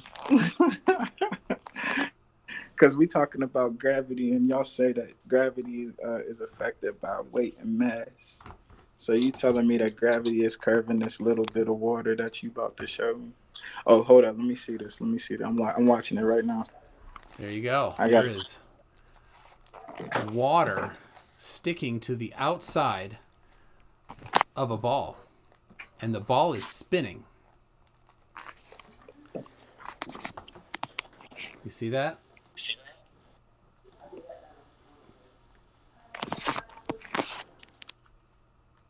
All right. I'm gonna have to say, this is a terrible example. As you can see at the bottom of the ball, the water Yeah. is falling off. Right. Well, you're changing the goalpost now. You said you can't show me a picture of water sticking to the bottom or to a ball. So here it is. Hey, hold Here's on, water sticking to a ball. Because your picture you gave me was water sticking to the bottom of a ball. So you gonna have to show me that. I can't get what you showing me right now because that's not what I seen in that picture. Because now we talking critical thinking. All right, here. so you want water sticking to the bottom of a spinning ball. Is that what you want? Yeah. All right. There you go. Water sticking to the bottom of a spinning ball.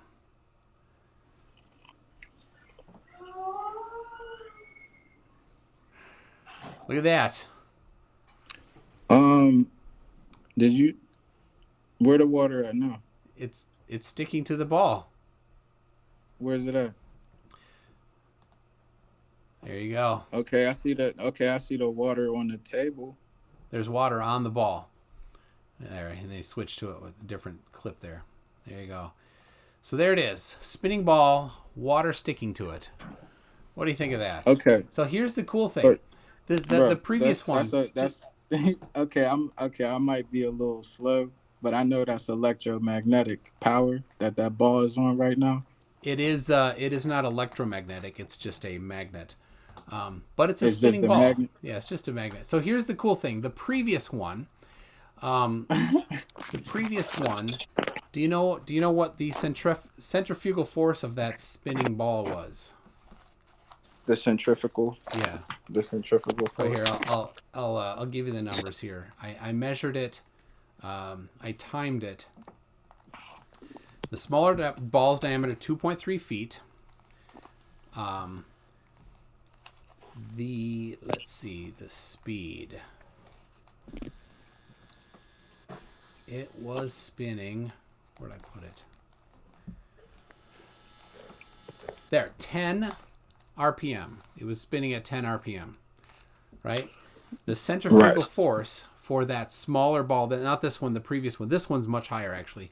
The previous one, that granite ball, the centrifugal force was 0.38 meters per second squared. right? And Okay. the Earth, the centrifugal force of the Earth at the equator is, let me see, I got it here. Did I move it? 0.0337. So it is more than 10 times the centrifugal force of the Earth spinning. Okay. So So my question is, so what's the difference between, I don't know, a regular ball being spun and the water, naturally shoots off of it? What's the difference between this ball and any other ball I've seen with water on it? That when it spins, the water flies off. Yeah, but you have to spin it at the appropriate rate to have the same centrifugal force. To make the water stick to the ball. No, that's the centrifugal force is not what's making the water stick to the ball. Centrifugal force will cause the water to want to come off the ball, but it needs to spin fast enough to do that. And the Earth doesn't spin fast enough, and neither does this particular ball here, because it's not spinning fast enough to kick the water off. Okay, so this clearly looks like a ball that got poured water on. Yes. And right. Yeah, because there's water, like a puddle. There's a puddle of water. And what you see at the very bottom is a drip. Yes, and that's because gravity is pulling it down. Or it just might be how dense it is and how far it's going to go through the material, which is air that it is in.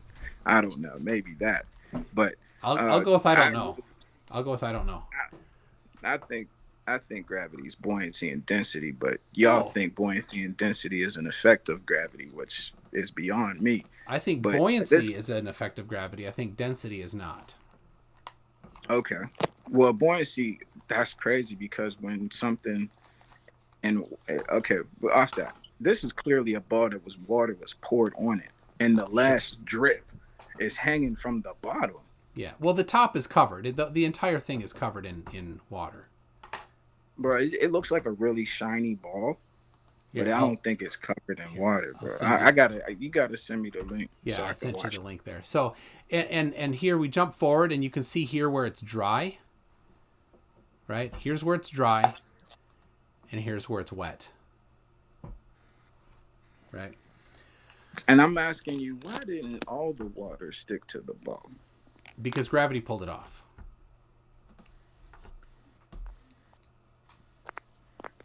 So, man, you use gravity so loosely, though. I love gravity, man. It's good stuff. So here's the cool thing. There is a 9.8 meters per second squared acceleration that's downward, right? That's what keeps us down.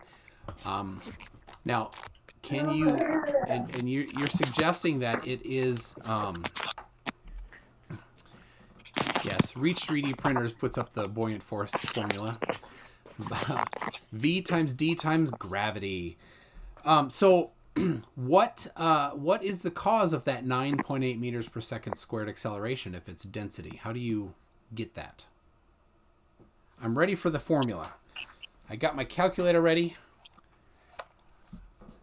Right? I'm here it is. Calculator at the go. Paper ready. I'm going to put down the formula for density and buoyancy generating a 9.8 meter per second squared downward acceleration. Go. You need me to give you the formula? Yeah, because like we can do the formula for gravity. You're telling me why I explain this drop of water dripping from the ball to be density and buoyancy and not gravity? Yeah. So there's the 9.8 meters per second squared downward acceleration that we see everywhere. Right? It's about 9.8. It varies. I'm asking you, like, why do you think that a feather and a brick travel downwards at the same speed? You know what I mean? Like, because there's a force pulling them. Yeah. All right. they don't travel. They don't fall down at the same speed though, because they're less. They're different densities. Are you sure they don't fall down at the same speed? Have we A gone? feather and Does this a sound feather, familiar? a Where I feather. ask the question like that, where you make a claim and then I'm like, "Are you sure?" And then I show you something that shows that you're not, and maybe you didn't quite do your research. No, I think that when you show me things, bro, they can easily be debunked. And I think I debunked everything that you showed me. You debunked the Earth from space by saying you don't believe it. That's not a debunk. Nah, bro. I All right. told you you have to show me bending water to an exterior of a shape, and you showed me a ball with poured water on it, and you told me the rest of the water was because of gravity. And then gravity, like now we moving on to the next subject because you have to explain what I just debunked. All right. So a bowling ball and a feather drop at the same rate, or don't drop at the same rate. What do you think? I don't think, man. I kind of know that if you drop a feather and a brick at the same time, they're not going to hit the ground at the same time. All right. You're sure about that? Because I'm ready. Yeah. I'm ready. Yep. All right.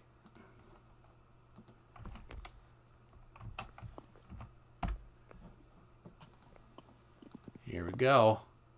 You about to show it to me in a gas chamber. There it is. There it is. Hold on. Prepare your nuh-uh. Prepare your nuh-uh. There you go. Thank you, Brian Cox. Wouldn't it be great? I'd love to get him on here. If anybody knows Brian Cox, tell him I'm ready. Whatever. So, what do you think? So, what's heavier, a kilogram of feathers or a kilogram of lead?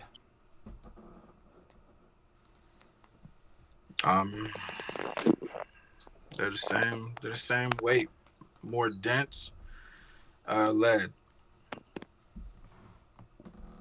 Which has more mass? A kilogram of feathers or a kilogram of lead? And you say lead? Yeah. No, it's just a trick question. They weigh the same. They have the same mass. I said that the first time. I was like, they're the same, but like density wise, like I think lead is more dense. I don't wanna do that. So all right. So you don't have any explanation for why things go down yet, though. Can you explain that? Why do things go down? Oh yeah, man. If you live in a fishbowl, Operation Fishbowl, shout out to Operation Fishbowl. But if you live inside of a fishbowl where the land is flat and you have a dome on top, there's no need for gravity. And the thing that pulls you down is the weight and the material that makes the weight and how much material that is. If it's you're talking about your organs, your skin, your bones, things that make the material. How much of it? If you're 400 pounds or if you're 200 pounds. And if you're moving through air, which is the material, that's what determines how fast you're going to move down.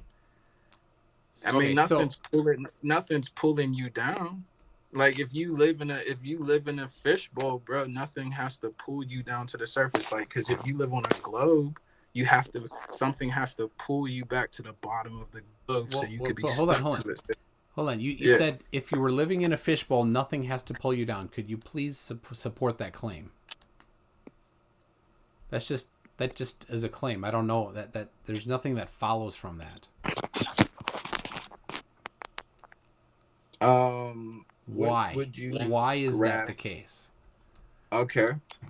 So my question is, to answer that, since we don't have a fishbowl for me to step in right now. I got this room, but what I'm saying is, you got to give me a couple minutes. I got to do something. Somebody calling my name. Okay. All right. I'll be right back. I appreciate you. All right. Montreal, what were you saying? Is this how you let your mood rule, or do you mean mods? Mason Glasses, sit please before I leave the show and tell the gentleman on the show with you 33UC is proud he's at least trying. So there you go, 33UC.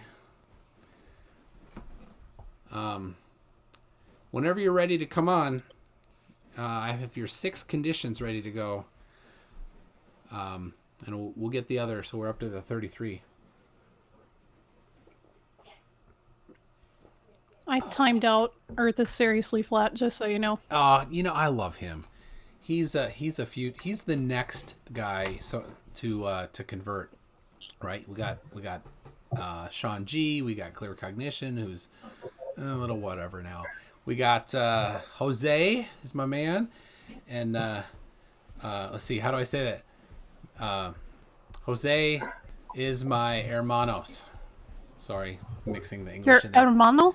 And and then and Earth and Seek Truth, Speak Truth, and Earth is seriously flat is next. So looking forward to that. Well, if he's still listening, Earth is seriously flat, you will see me at Signal Hill this month. You've already given out your meeting times for your flat Earth propagandist machine, so you'll see me. Don't worry. Bring a flat Earth map. We'll test it. No, if he brings a flat Earth map, he will make it there. Yeah, you can't use GPS if you're going to a flat Earth meetup. So, you guys, SC Montreal. Oh, sorry, I was gonna say, you guys are a bunch of. So that we're here. I'm out. Like, good. Stop making Canadians look bad. Move. Stop making Canadians. We have enough to apologize for. We don't need that as well. Okay. Now let's see Montreal. Now let's see you Brainiacs prove evidence that the Earth is round spinning ball. I can do that, Montreal. That's not hard. And all you do is say, nuh-uh. But if you want to come on, Montreal, well, send me an email, mctoon@mctoon.net, or it's in every one of my videos is my email address. So, and I will show you evidence, and then you can say, nuh-uh. So, well, I just can't get past this whole thing where Chris said that he debunked you, and literally you showed him a photo and videos, and he just went, "Yeah, I don't believe that." That was yeah. No, then he okay. I said, yeah, I pointed out, and he's like, well, you got to show me it sticking to a spinning ball.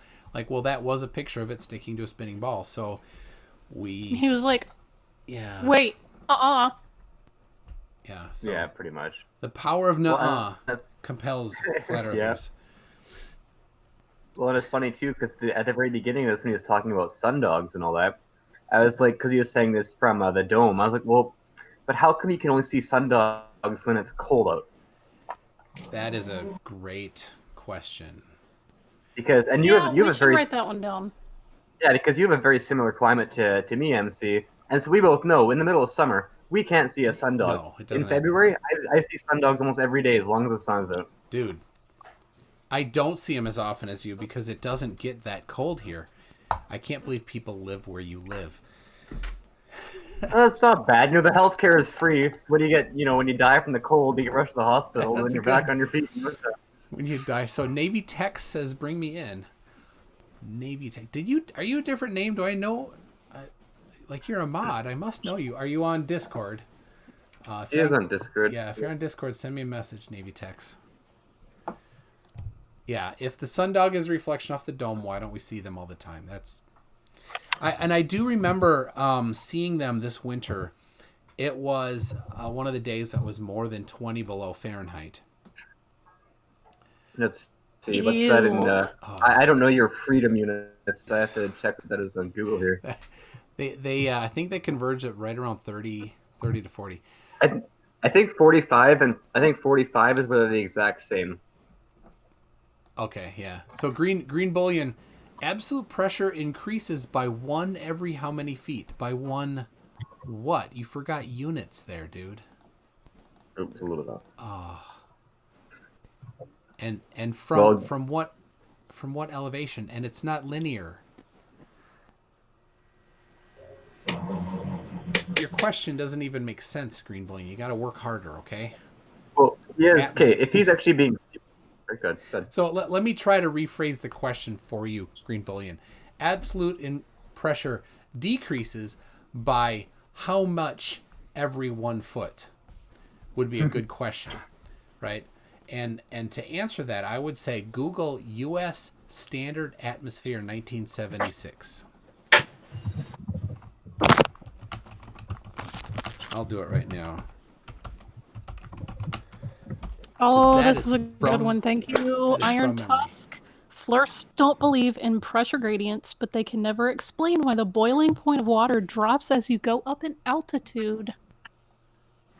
Check the back of your recipe box if you're baking a cake, folks. You have to change your recipe for high altitudes. All right. Hey, listen, What? y'all can't use the Bible to prove the Bible, y'all. Can't use the Bible to prove the Bible. Oh, we weren't talking about that. That's just short terms. Wait. The earth to prove the can't use the earth to prove the earth. We need some demonstrations, y'all. Demonstrations. All right. Well, So yeah, I don't want. Yeah. All right. Let's go back to so some demonstrations. Good time. Some demonstrations to prove demonstrations. No. See, your demonstrations are the earth. You know what I'm saying? If I was defending the Bible, I can't go to the Bible to defend the Bible. Y'all like, okay, they don't understand that when you go up into the atmosphere, the heat goes down in the pressure. Like, hold the fuck up. How do you fucking know that shit? Do you go up into the air? Hey, hold. Careful with the language there. It's like asking. Oh, yeah. But yeah, again, you know what I'm saying? You can't use the earth to defend the earth. You can't use Like, pictures where of they the do Earth that to show what the Earth looks like from space. Nah, like if you was to show me something that you can't actually show me, you have to give me proof that it is what you tell me it is.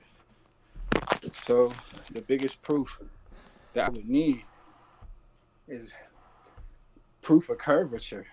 Oh, Proof of movement. cool. Proof of movement. Got that. You know what I'm saying? Got that. Now, proof of movement and proof of curvature. have you seen? Now this isn't mine, but just for fun, have you seen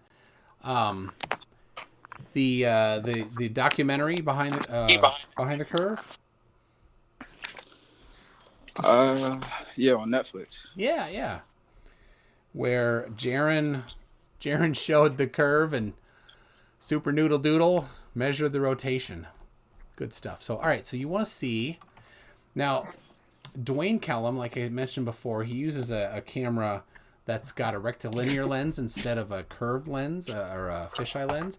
But that's not even fantastic because we don't have the ability to quantify the curve that or the barrel distortion on that. So just a second here. So what you'd want to do is you'd want to do something like have an external reference, right? So Yeah, definitely. I feel you would need to have some support on the subject if you want to find it truthful. yeah, you'd want you don't want to be. You'd want to, rather than just relying on the lens to absolutely be straight, which we know pretty much is difficult for lenses to do. You'd use an external reference. So maybe you'd put up a straight edge next to the horizon.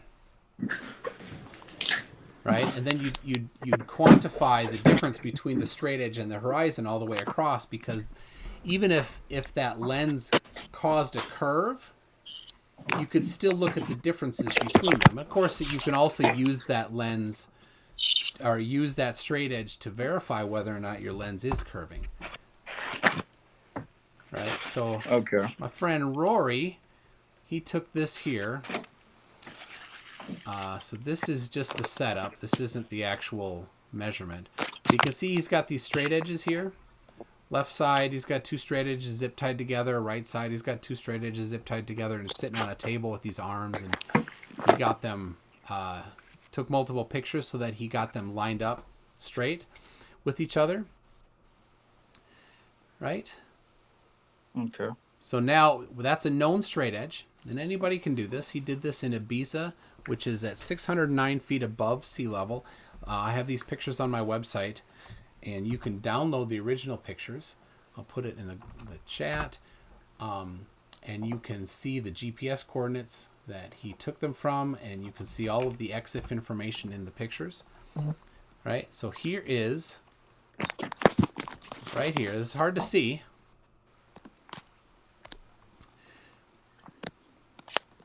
The horizon there, he fitted right between the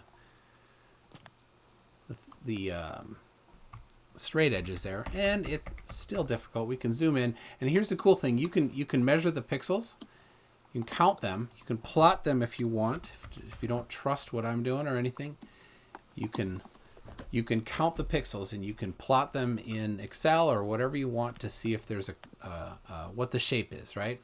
So you can see here on the left side, we can go across to the right side. You can see it bulging up, and you can see it curving down.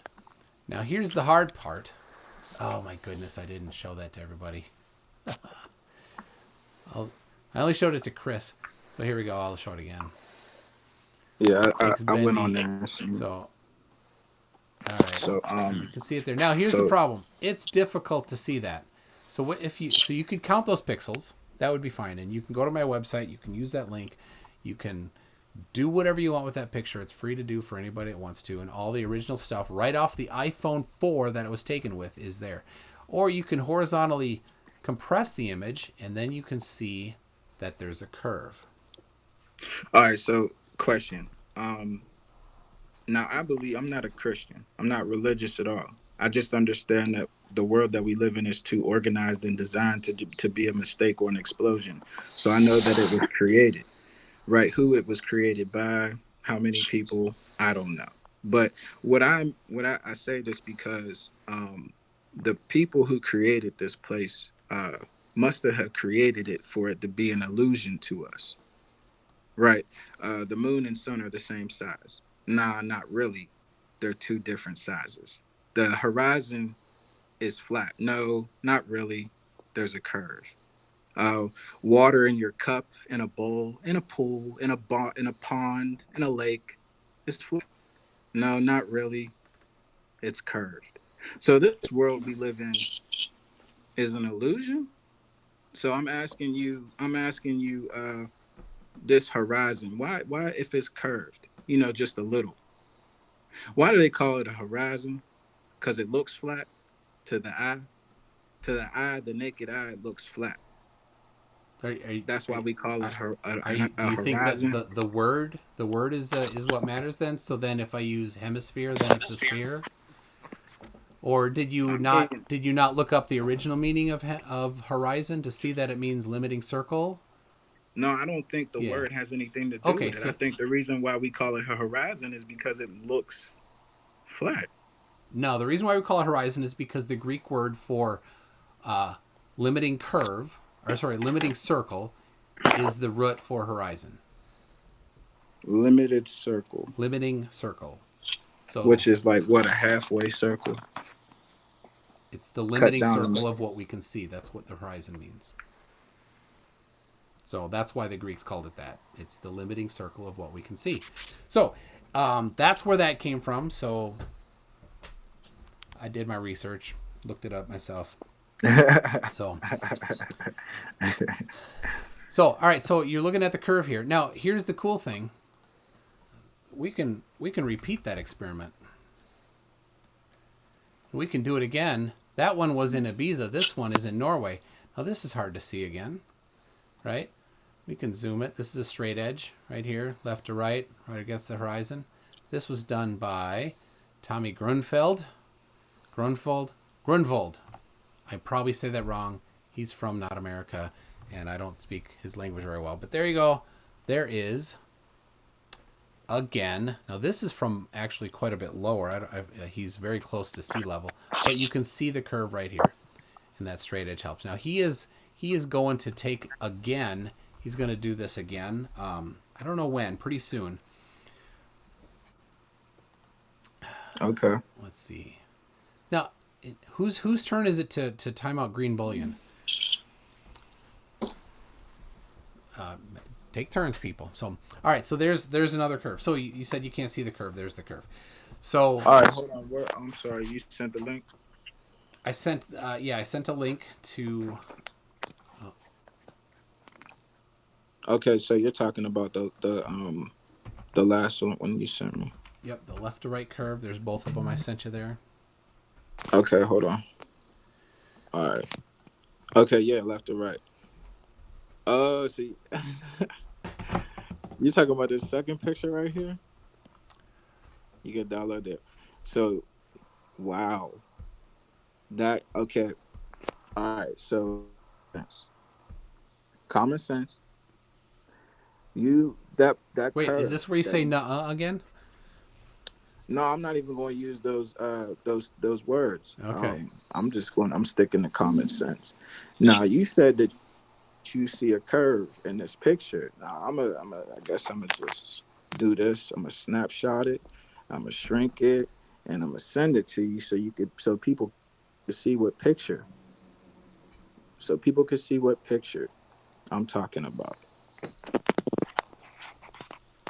Because this is important. This is very important.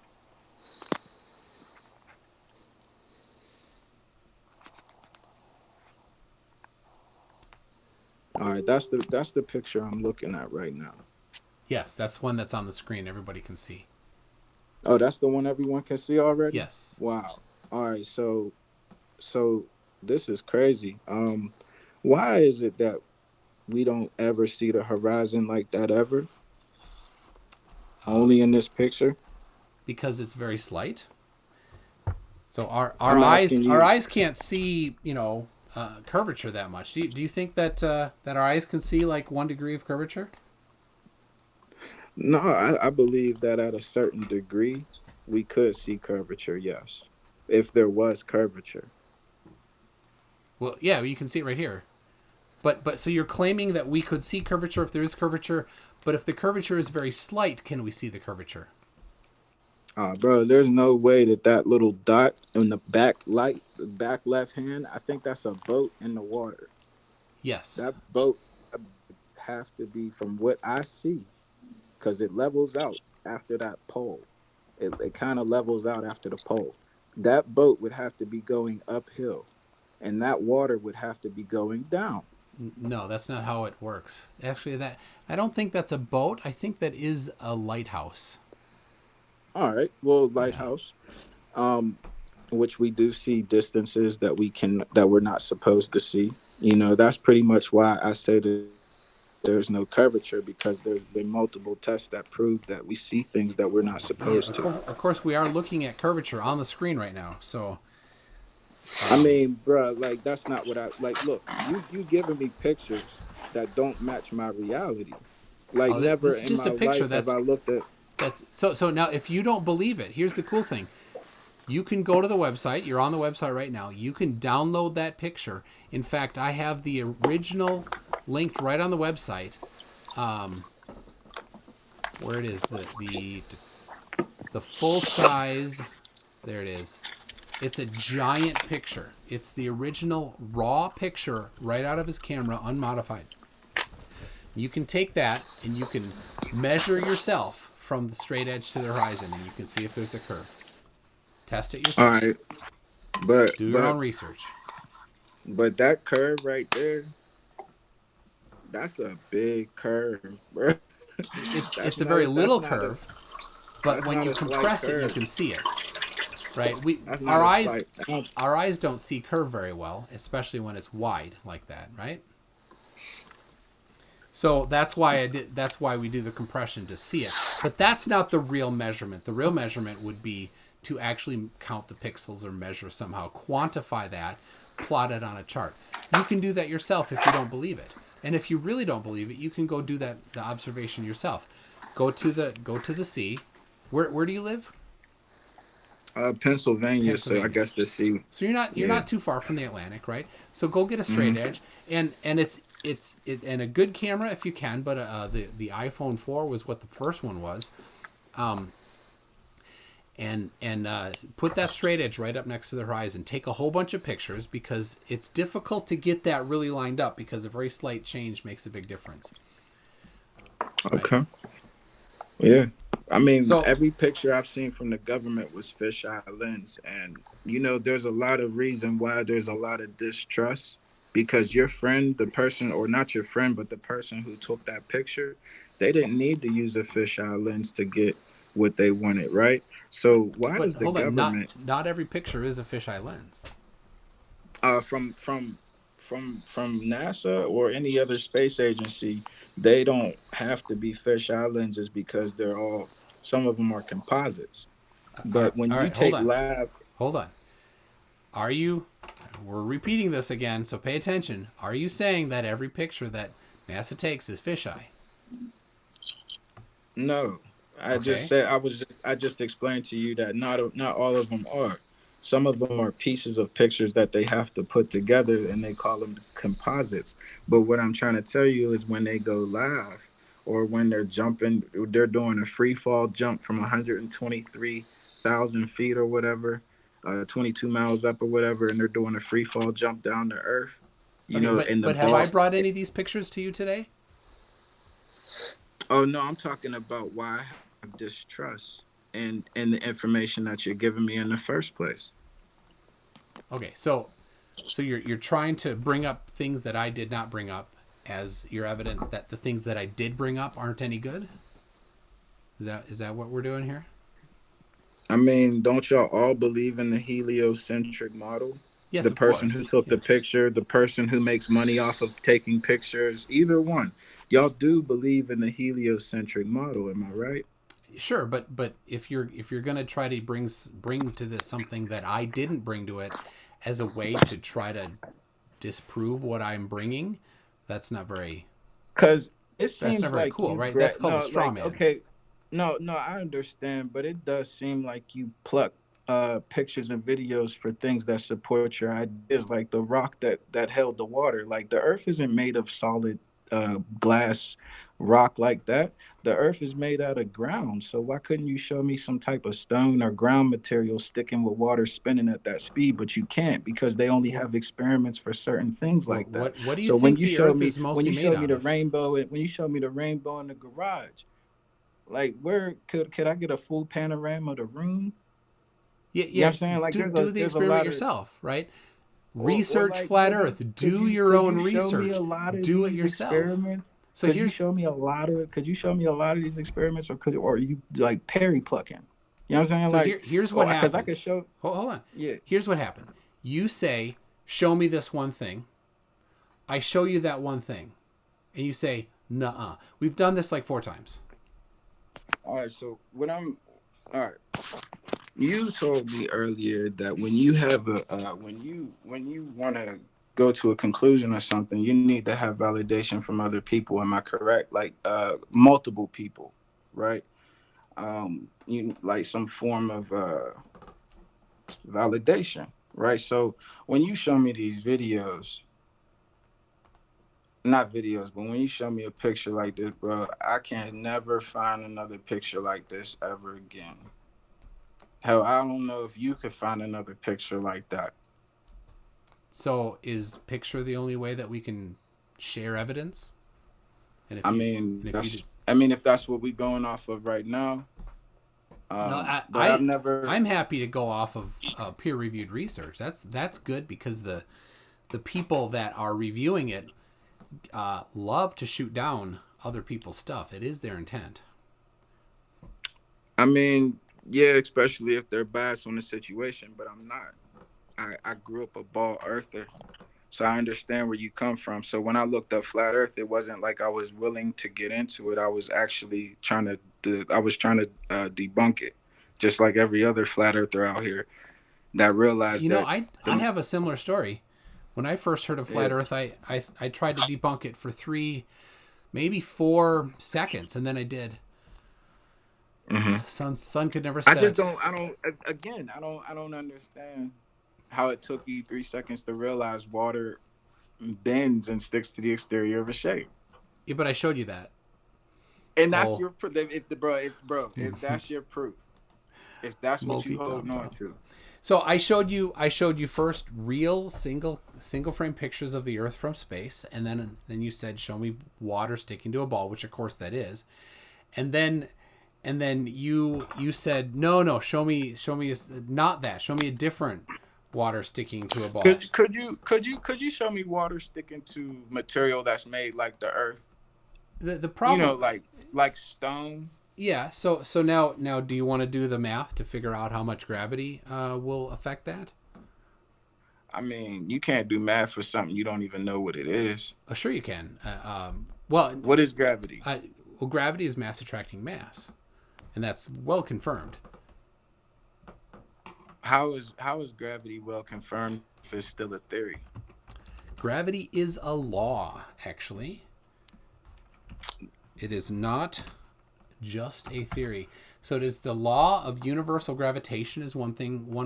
Sometimes they call it Newton's law of gravitation. Hey, Apophyx Rex, congratulations. I think you're first. So yeah, it is the law. It is not a theory. Not that a theory is bad. A theory is a good thing. It means that a whole bunch of things have come together and have unified and worked well and meshed with each other. You are maybe thinking of the word hypothesis.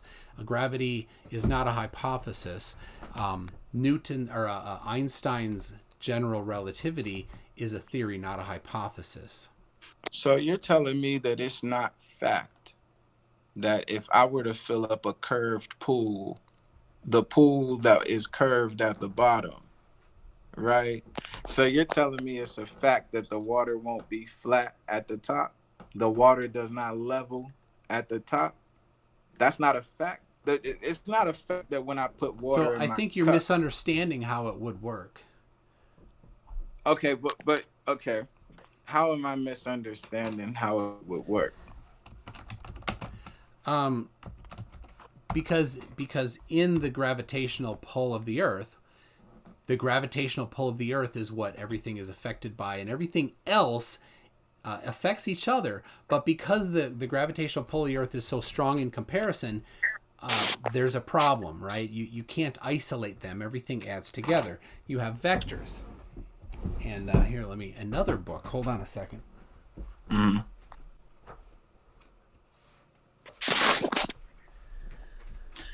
Little shout out to Simon Dan. He had the 6 easy things. I got 6 not so easy things, pieces. Chapter 2 or 3, is it chapter 2 is about vectors. Yeah, chapter 2 is about vectors. Now, I did not find vectors to be all that difficult. I don't know why. Right there, vectors. There's good old Feynman. So, good book there if you like some science, some physics. So, vectors add, and so when you're talking about things like not attracting each other horizontally, they do, but the pull of the gravitational pull of the Earth wins because the vectors all add together. So if you want to test for gravity, you need to somehow isolate out that downward pull, right? So how would you do that? My question. All right, back to what I was saying. This is exactly what I was saying by Bible proving the Bible. I want demonstrations of that without the Earth. You know what I'm saying? Like if I can't literally look at the Earth, can you show me an example of this by not describing the Earth? That's like God is all powerful and he killed half the Earth. Just because you want it that way doesn't mean you're going to get it that way, dude. Sorry. There's sometimes things that are difficult to do. So we cannot test for gravity on Earth without being inside the gravitational pull of the Earth. So you have to deal with it. You have to control it. So science experiments can do things to control for the pull of the Earth, right? So what you do is you take... Okay. That's math explaining something you can't show me. I can you show just it. told me that you can't... You just look. You can give me this equation, but you can't give me this demonstration. All right. Now, here's what's going to happen. I'm going to show you something. You're going to say, nuh-uh. And that's going to be your evidence, right? Look, hey, Because yo, I'm telling that's you, all you got is body, no. So here we are. bodies of water bending because the Pacific Ocean is over 70% of the world, bro. All right, here we go. It's over 70% of the world, and we know what water does. All right, it curves. So here we go. BM Furball. BM Furball is our That's people. You got so crazy. Why you think? All right. So here is. Oh, did he drop out? Oh, I think he dropped. Dropped for a little bit. Dog. I was about to do BM Furball's deal here. It is getting on here a little bit. So Honestly, I just wish that we would hold his feet to the fire and make him answer one simple question. Because as he soon has as you backed him into Agreed. a corner on how he would show that, he was like, "Oh, okay, on to the next topic." Yeah. Yeah. That is pretty standard procedure. So let's see. Multi Tom Tom says he claims he is unintelligent or unintelligent. I'll take that. Tom. Impossible. Me fail English. Multi-tom-tom. Me fail English. That's impossible. Okay, so we all watch The Simpsons. That's good to know. Oh, Green Bullion is still here. Oh, this is the longest he's stuck around. I hope you're all. I just want to say, taking like, turns. I just want to say I answered Green Bullion's question a while back about falling through the earth. So he's just denying that anyone's ever answered his question. Yeah. Oh, he's been doing that the entire stream. He kept on asking, at what point do objects just start floating? And it's like, no, that's not how that works. Yeah, if you're going to try to debunk the Earth, you got to first understand it correctly. So we could, Green Bullion, here it is. If you're on the, I got a globe right here. I got it. If you dig a hole, now what's opposite America? Not China, it's Australia. About. Everybody says, why does everybody say China? Never looked. You got to go northern hemisphere to southern hemisphere. All right, so if you're here, right, and you go all the way through to the other side here, right? It doesn't matter where you go, top or bottom, because there's no top or bottom on the Earth. You'd go all the way through, and if you went feet first, you got to the other side of that hole, you'd be upside down when you popped out. Now, if you didn't land, right, because you'd pop out the hole and then you'd fall back in, then you'd go back in. But if somebody caught you, you'd be upside down and they'd need to flip you around. So there you go. I don't know why that's difficult. I think he cannot think in 2 dimensions, actually. Oh, I think you can barely think in 1 dimension. Yeah. Wouldn't you become weightless in the middle, forces equaling out? Actually, reach 3D printers. That's a good question. If, say, you evacuated the entire tube through the Earth, so it was mostly a near vacuum, then you would feel free fall the entire time. Actually,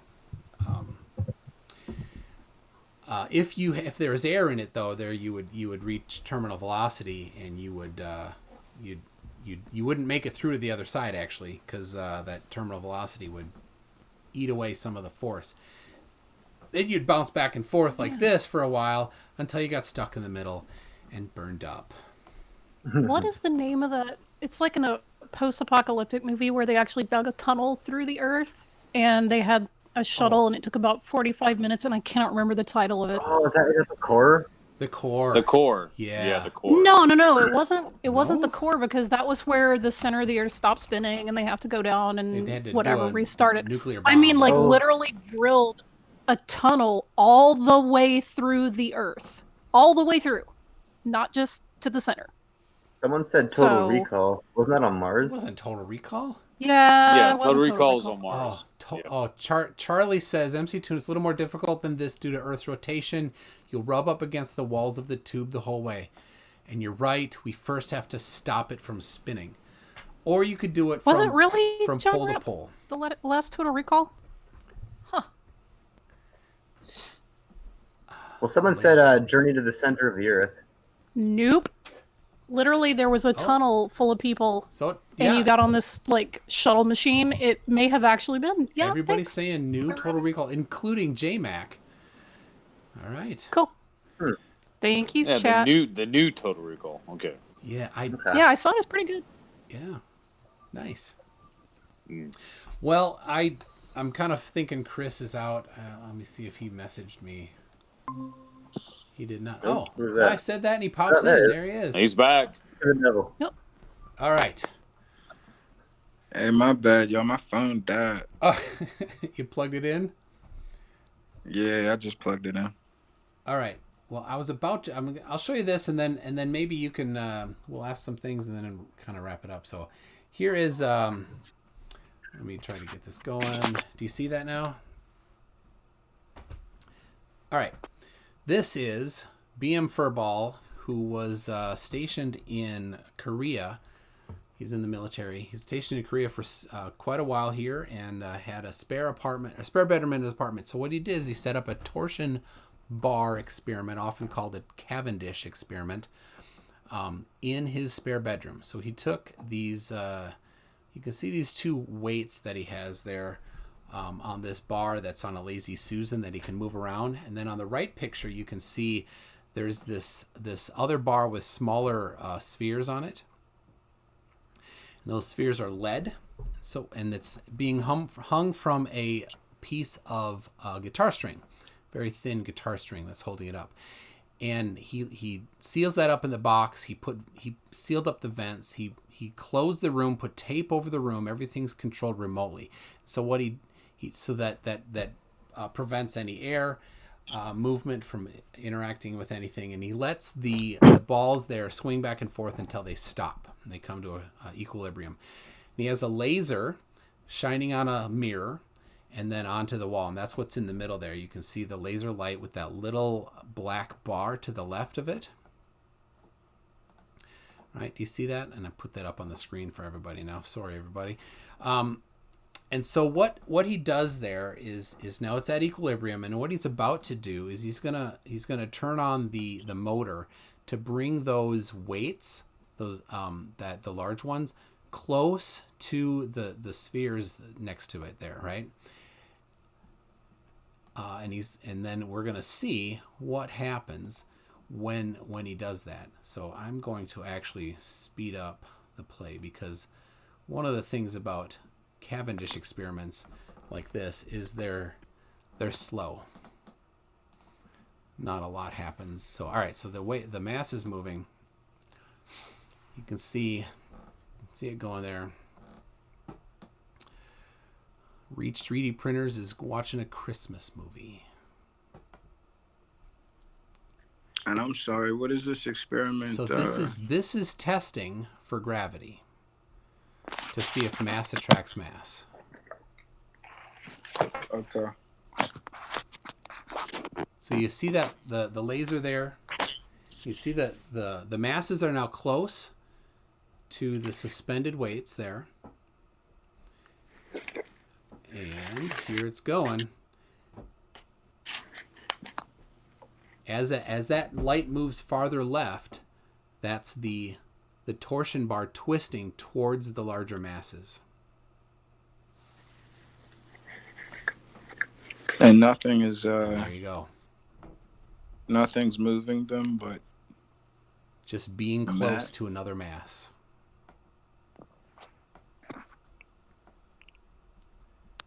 There you go. So now what happens is he waits for that swing to even out. It takes 4 days. Oh, John Rapp. Hold on. I'll look. So I'll let that go a little bit longer while I look up this thing from John Rapp.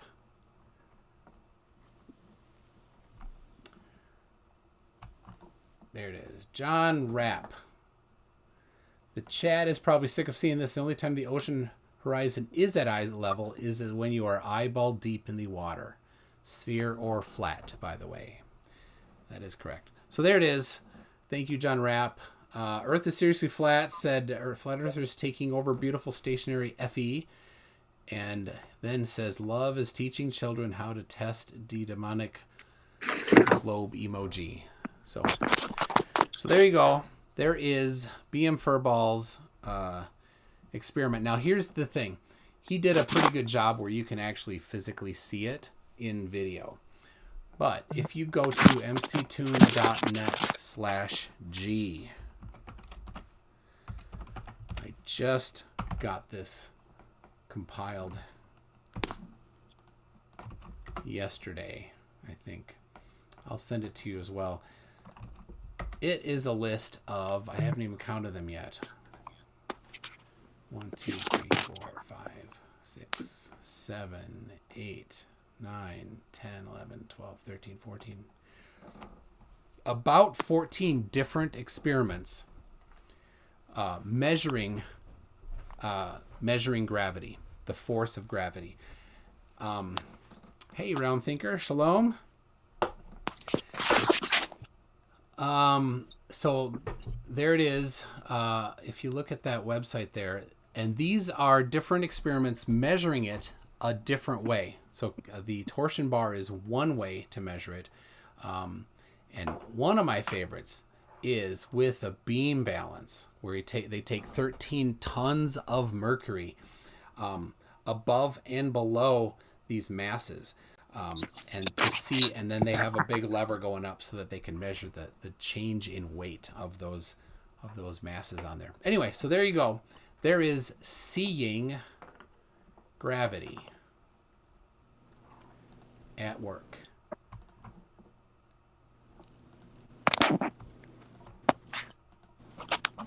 So, I'm ready.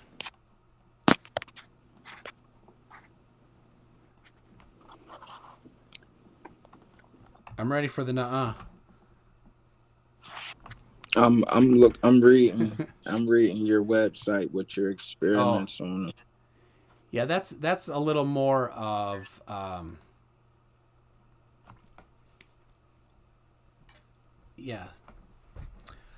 little more of your own reading and your own time. So when people say that it's never been measured, well, there's 14 experiments there's a lot more, but those are the ones that I could get PDFs for free. So, and I could do these experiments on my own. You could. Some of them are it's very, very meticulous. This particular style, you can actually purchase a device for $700 to $1,000. They're handmade, so it's kind of expensive. I would buy one myself, but so my question is, when the experiment that you showed us and the way that it swung on a swivel. Yes. Right. What's the difference between putting them objects on the floor and just watching them roll to the other mass? Because there's other things at play, and that's why I showed you the book that talked about vectors. So if you have a ball just sitting on a floor, there's resistance to rolling, and that resistance to rolling is particularly large, and it could be larger. It certainly is going to mess with any measurements that you would do to having a really large mass lateral to it. Well, I think that there's a lot of things in play when you attach it to a stick that swivels. Sure. Like what? With a thin string. I think that that's more things that account for than just the floor. Like what? I think that a string, a piece of wood, all those things that all the other experiments they did. Why are all those things way easier than just sitting them on the floor and letting them attract to each other? Again, you don't want to do the math, so I can right. No, if you want, we can go over the math, right? But because you don't want to do the math, it's not something. But friction is real. We don't get to ignore friction. It's real. And because the force of gravity is small in comparison to the size of the object, right? You have a 40-pound or 100-pound mass to the side. It's very small in comparison to the mass of the Earth, and it's rather small in comparison to the friction. I'm asking you why can't they get big? They get put inside of a container on a level surface. It don't even have to be the floor. You feel me? Like, why does it have to be swinging? Why is there a string involved? Why you just put the weights next to each other and let them do their thing? So the string allows you to measure. So these experiments, they're actually measuring the amount of the force, where that video by BM Furball that was just in his bedroom wasn't measuring the amount. He was just measuring that it happens, right? And so he confirmed that it happens. He did the experiment several times. These people, when they're doing it and they have that torsion wire, they actually they know the torsion coefficient, so they know how much, when it twists a certain amount, how much force it's requiring it to twist. So then they can take that and they can measure and they can solve the math that you don't want to do to find out the gravitational constant. Right? Now you know the equation, right? Because you wouldn't get into flat Earth and claim that gravity isn't real without knowing the equation for gravity, right? E equals mc squared. That is not it. Of course not. But come on, try again. I'm not even right. guessing the formula. All I mean, right, I'm not. It's not that I don't want to do the math. I was actually trying to read the website, but you said that was on my own time. So, but listen, I'm just asking you because this is a critical thought. This is critical thought. Here you go. Hold on. F equals G times M1 times M2 all over R squared. Okay. So but G is the gravitational constant, and that's what that particular experiment is measuring. But you're telling me that it's way easier to strap all that stuff together instead of sitting them next to each other. If you sit them next to each other, if this is really just mass attracting mass, you're telling me I need to put all that stuff together to prove that? I'm telling you, I can't just sit two things next to each other and let them attract each other. Yeah, it's because the force is small and the friction on the floor is big. So I have to create a situation where the force is not. It's called a controlled experiment. Now, I don't know if you took science class in high school or not. Too much, right? When in my high school, physics was optional. I took it, but a lot of people did not, right? And in physics class, we did a bunch of experiments. And one thing you need to do in an experiment is control things, right? So if you're in a windy room, you need to control the wind, right? Okay. Again. If you put the things inside of a container, an empty container, you are controlling the situation. Absolutely. So you need to control everything that affects it to a major amount. So you need to do things like you want to use lead or stainless steel or copper that don't have a high magnetic susceptibility. They tend to be paramagnetic or diamagnetic, right? Rather than something that's ferrous and has a magnetic field, because that will affect it. So you need to control for that. You want to do it in an environment that has no wind, or you want to evacuate the chamber so that you can do it in a partial vacuum, like 10 to the negative 17 torr, right? Is 10 to the negative 17 a negative number? I mean, it ends 17, so yeah. I mean, that's a trick question, of course. Of course it is. It's a positive number. Hey, look, I know you do things to make yourself feel better at the end of the day, but to be honest with you, I'm just telling you, look, if you really, because this is common sense, bro. If you want to control the environment, put two masses that do not have no magnetism, that is a level surface, and just let them attract each other. Why do you have to have a string and wood and have everything else to play? Because you didn't control 4 days straight. Because you didn't control things. 4 days straight. Because you didn't control the variables, right? You need to do a controlled experiment, right? But I'm asking you, if you get the right materials and you put it in an empty container where the level is level. Yeah. Why can't you just let the masses attract each other? Because it don't work that way. You think they're going to just slide across the floor because of friction? With some thin string and a piece of wood. Yeah. All right. So that was a do you know? All right. So if I have here, hold on. If I have a triangle, I mean, that's not me wanting to do the math. I think that's just common sense, man. If mass attracts mass, why you got to create the situation? I think it's common sense that you need to control the variables. So if you have a triangle with sides 1, 1, and 1, do you know what the interior angles are? I think that's a rhetorical question. Oh, that's a real question. That's a rhetorical. You know that's a rhetorical question. You know damn well that's a rhetorical question. But go ahead. No, I don't. All right. It's 60. It's a serious question. So, all right. So do you have any evidence that the Earth is flat? Because I've mostly just kind of been presenting a globe Earth proof. So, well, yeah. I would say my evidence is water.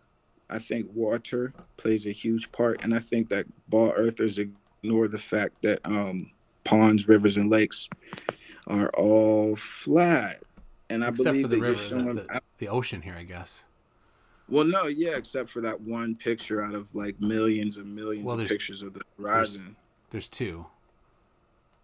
There's two. I had two, Yeah, right? congratulations. There you go. You know what I'm saying? That's There's a phenomenon. That's a phenomenon. You know what I'm saying? Like they don't all call right, it so but any other evidence since I kind of ruined this? Yeah. Well, yeah. I follow a lot of operations from the government, so we're talking about Operation High Jump. Operation High Jump from Admiral Byrd. He said that there was more land on the other side of the ice. Now, did you actually like listen to his what he said? He didn't say the other side of the ice. No. He said on the other side of Little America. That's right. So here we go. Right, and so this is awesome. Little America, if I'm right, is about here, right? And so then they flew to the North Pole here, and then look what's on the other side of the North Pole.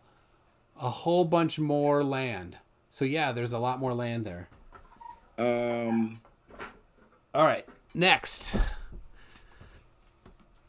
Okay, I'm telling you that obviously I've heard all these things before. You're just copying what other people have said. Oh, I know. But what I'm trying to tell you is the land that he found was pure salt, or no, pure spring water. He found minerals and mountains. You know, land that shouldn't be in Antarctica. I watched the video. Are you sure you watched the video? Yeah, the conditions weren't the same as the interview icy. that Admiral Byrd interview. I watched it. You're adding a little more fluff to what he said. All right. Well, I guess I can't say word for word verbatim. This is from what I'm remembering. Maybe it'd be good to review that. Because I hear the same thing over and over, and I think it's because there was a video or something of somebody saying on the other side of the ice, but when I watched the actual video, it didn't quite match what they were saying. So I like to go back to the original and watch the original or find the original. So all right. Another thing is the government destroyed all maps prior to the globe in the 50s. That was reported and documented. And we're talking about we're talking about all different types of maps that were flat Earth maps that had the South Antarctica as a border instead of a continent at the bottom of a globe.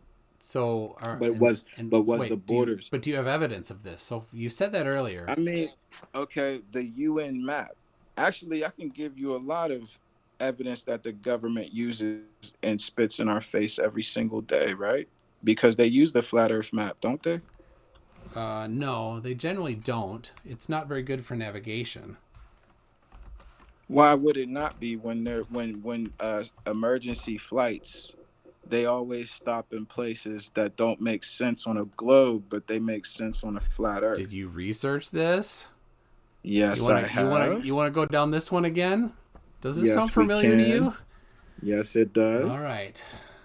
That was from Taiwan. We're about to go down the same loophole. Yeah, and you'll find when we put it on. So what's going to happen is you're going to find that you're going to say that they went to Alaska instead of Hawaii, and then you're going to look at a Mercator map. But when we look at a globe, Hawaii's closer or farther than Alaska. So, right? Because you didn't look it up. I'm pretty sure that I had seen videos that you didn't see either.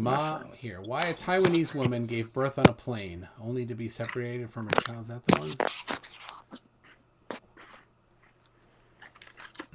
I don't know if that's the right one. Oh no, you should watch that one because I believe that supports my theory. No, this is. I think this is a different one because her baby was taken away. Or is that the same one, people? I don't know, but most of these emergency stops don't make sense on a globe. Yeah, but you won't find one. You'll say it, but when tested, every time when tested, it doesn't work out. All right, so I mean, I've watched. I can show you a video where it does. I can find one. Yeah. Oh yeah. And then we can try to debunk that one, because that's just flat Earth proof right there. Hmm.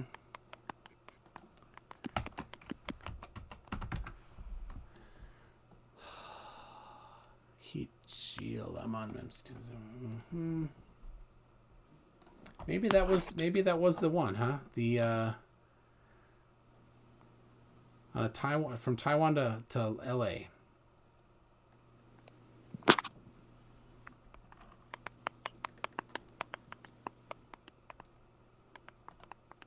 Where did they land? All right, you're gonna have to find it. The flight to LA that diverted to Alaska. Yeah, Extra J. I think that's the one.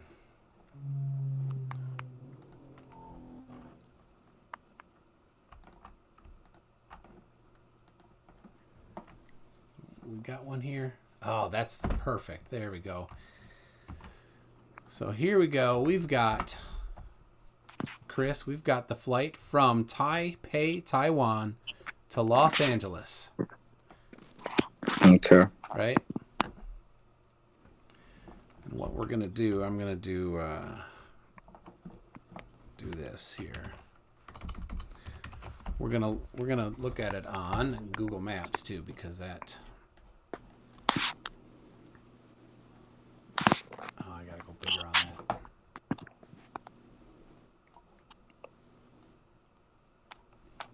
Yo, it's so unfair trying to find this information now. I swear you guys are so supported by mainstream science. Well, of course we are, because it's true. Oh, man, theories are true now. Okay. No, I mean, don't... because you said scientific theory is not true.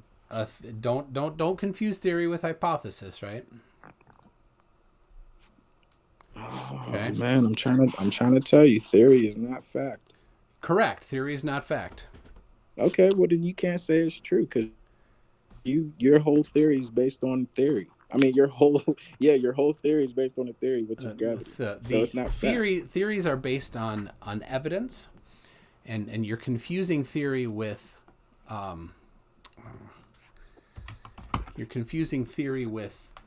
hypothesis. So don't confuse those.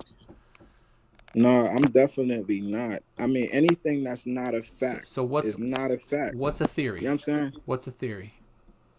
What's a scientific theory?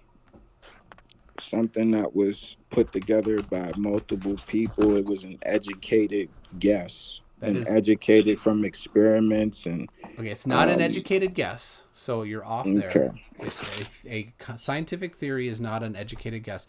A hypothesis is an educated guess. All right, but you know what? I'm smart enough to know what a fact is. And I know that what you guys believe in is not based off of truth. You know what I'm saying? Like, do you get that much? Like, don't matter how much sauce you put on what you talking about, that it's not fact? Like, doesn't that at the end of the day make you think, like, okay, like this is just there's a bunch of information I need to make sure is correct. So that's what we do as flat earthers. Yeah. So yeah, you are confusing theory and fact still, I think, but that's fine. I get that. It happens. I mean, how? You just, like, that's common sense. That's how am I confusing the two? So a theory is not a fact. A theory is not a guess. It is, and I'll read the proper Mandelbrot set. Where did you send me some links? Oh yeah, I got your link, Mandelbrot set. I'll bring that up. So all right, here is. See what I'm sending there? This is from Taiwan. Right here, you see that? Okay, hold on. I'm gonna send you something. All right. But I was looking for this video. This probably isn't even the right video. I just gotta send you anything because hell, we ain't got shit on. We ain't got nothing on YouTube anymore. So I'm gonna look at your video right now. All right. So this is Google Earth. This is a straight line from Taiwan. You see there? Mm-hmm. Over to LA. Right? There's LA. And so this is, according to the globe, the shortest path. Right? Goes over Japan. Right? Goes close to the Aleutian Islands there of Alaska. And then up in Alaska here, there's Anchorage is inside this bay here, right at the top of that bay. Yeah, that's the shortest path, bro. But is that the flight plan? Because I don't know any flight plans. So here, for reference, here's Hawaii way down here. Okay, so that is not as close as Alaska. All right, now here is the flight plan. Let's see. Right there. Here is the flight plan on a Mercator style map from Taiwan to LAX. And you can see, because this map is a flat map of the 3D surface, it curves up like that, right? That's why if we want to look at it properly, we need to look at it on Google Earth like that. And you can see also, though, on this flight plan that Hawaii is down a bit there in the middle of the Pacific there, right? And then it's closer to Alaska while it's in flight. So why do you think that is that it's curved on here? Where was the emergency stop? They stopped in Alaska, probably Anchorage. You said, why is it curved? Okay, so here's the problem. Flat earthers that make videos on YouTube lie. And here it is. I'll show you the lie that they're intentionally doing to fool people. Here's the map that they use. They used a Mercator style map, and they drew a straight line on a Mercator style map. This is not what we claim. This is what we claim. Okay? This is the path that the planes really take when they really fly from Taipei to LAX. Right? Okay, hold on. Why do they go up instead of just straight across the ocean? Because right here, this is straight across the ocean. This is the Great Circle route. It is the shortest path on a globe. Right? The straightest point between two lines on a globe is a Great Circle. That's what it's called. But yet this line looked just like the one from YouTube, the one you said was a lie. No, it's not. Look at that. And also it goes from it doesn't go from Taiwan, which is farther north. This liar, Matt K, and I don't know if it's a mirror or not, but it didn't. That flight didn't start down there. It started in Taiwan. Right? So if you're gonna make claims, you need to first get the correct starting point and landing point. Now this flight did start farther in Indonesia, but it made a stop off in Taiwan. I don't know if it's Indonesia or somewhere else down farther south of Taiwan. How do you know the flight plan? Because I looked it up. Here's the flight plan. For this video, for the one I sent you? For the flight to go from Taipei to LAX. Yeah. Right? That's the flight plan. Because I think the one I sent you was a different... The one you sent doesn't start in Taiwan, and that's because Matt K, or whoever made this video, is a liar. and he didn't actually look up the real information. He didn't go from where the plane took off. He went from where the trip started. That's either intentional or just ignorant. Either way, it's not acceptable, right? And for somebody to repeat it without looking up themselves, that's irresponsible. Right. All right. So I clearly should have been ready to do like a live debate with videos with proof of my examples of but here's what the I'm thing. saying. Here's the thing, Chris. You believed that this that I'm showing you right now was real. Because here's the thing. You never checked. You never checked to see if this was correct or not.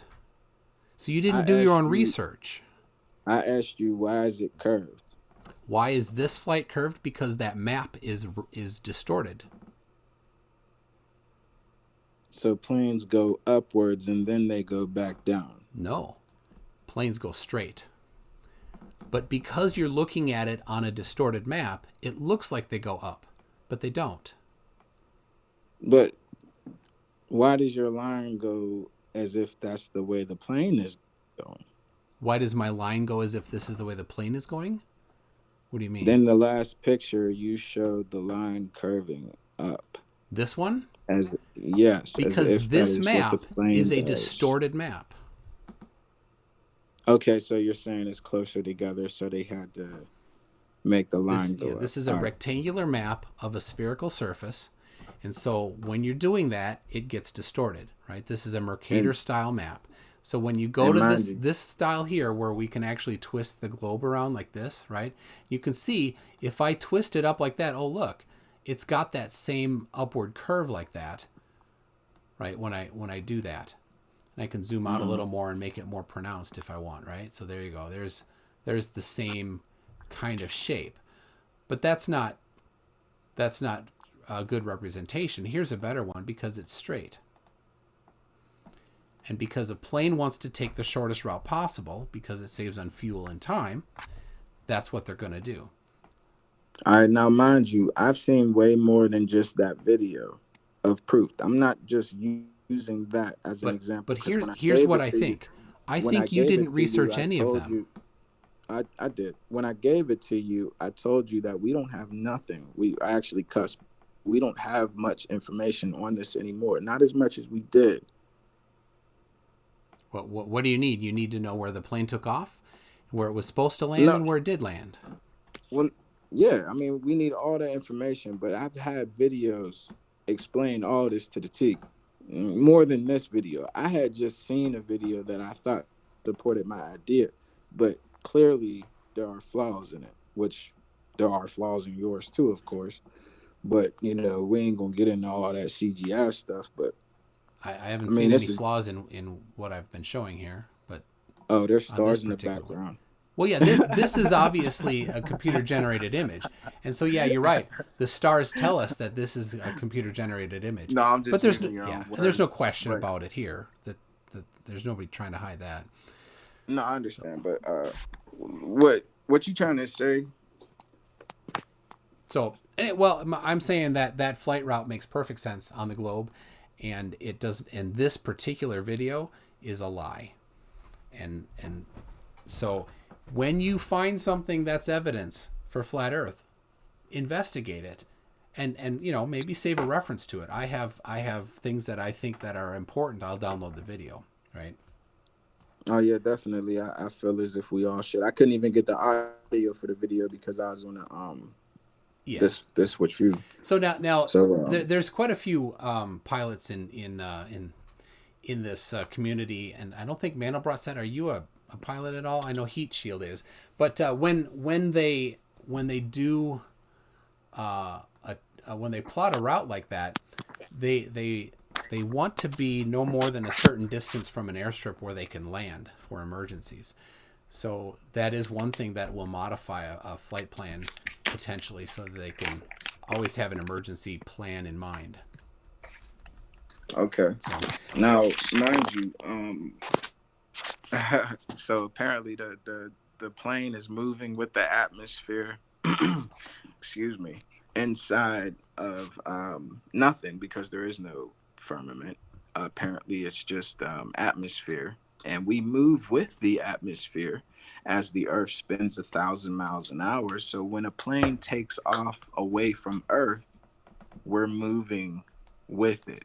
So wouldn't it make sense to go the opposite way? Because it would be faster. Chris. I think that flat Earth has hurt your brain. Because you understand conservation of momentum. That's very intuitive. It's funny, if you go the opposite direction of where the Earth is spinning, and when you lose connection to the Earth, are you still moving parallel to the Earth's motion?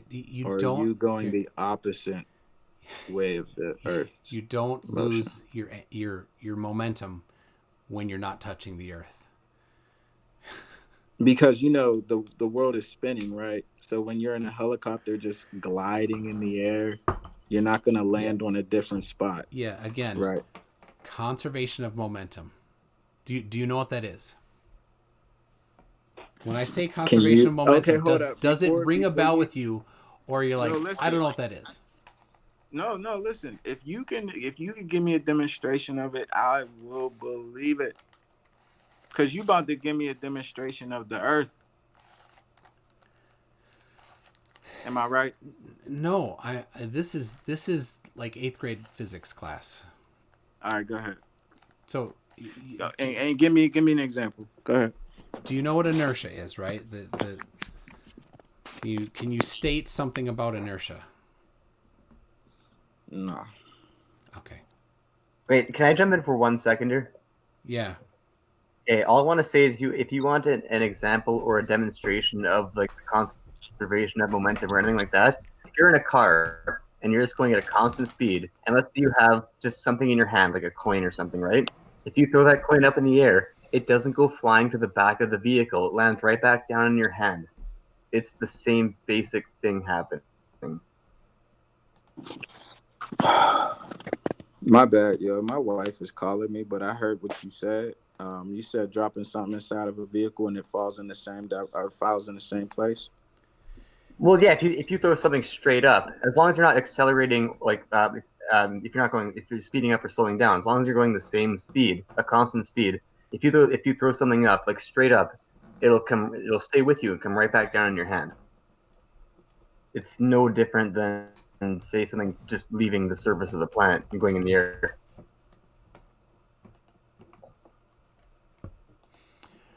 All right. Well, you know what? It's been 3 hours. I think maybe it's a good time to wrap it up. I know B-Ball for Life. Hold on. If that's the tractor video, it gets copyright strikes. Oh no, that's not it. That is different. I'm gonna have to watch that one. It's from the 50s, 60s. That looks awesome. But I can't send video back. Okay, all right. I can't send my fault. audio My wife was calling me, but I do apologize. Listen, I gotta go. Yeah. Thank you. But I do want to end on that note that you said, to give an example of that force. Now, when you're moving with the car, that's because there's a roof on the car. That's because the windows aren't down. When you roll those windows down in that car, bro, that object that you dropped in the same spot may not fall in the same spot. Why? Because there's wind involved. But where's the roof on Earth? So you're confusing an open system with a closed system. I mean, you use the closed system to describe an open system. Well, no, but the easiest way to really analogies are imperfect. Basically, so because the atmosphere is moving with the rotation of the Earth, right? So it's all moving at the exact same speed for the most part, not including like wind and all that. But for the most part, it's all going with each other. Now, if you're comparing the Earth to space, there's nothing in space that would create some sort of drag or anything like that wind would have in a car. But I'm asking you. I have an example. Okay, of an open system. Yeah. Okay. Hey, Chris. Hello. Do you skateboard? No, my cousin does. Awesome. If you're zooming down the street on a skateboard and, you kind of jump off of it to flip the skateboard over and do like really cool tricks, you come down back on the skateboard. You don't land on the street behind the skateboard unless you're really bad at skateboarding. I've done that. Falling off. So, like, yeah, that's you chilling out in the open air and the wind is blowing in your face, but you've still got the same momentum as the skateboard, which is why you land back down on it instead of just... that's cool. That's cool. But if I were to levitate over my skateboard while it was still moving, would I go with it?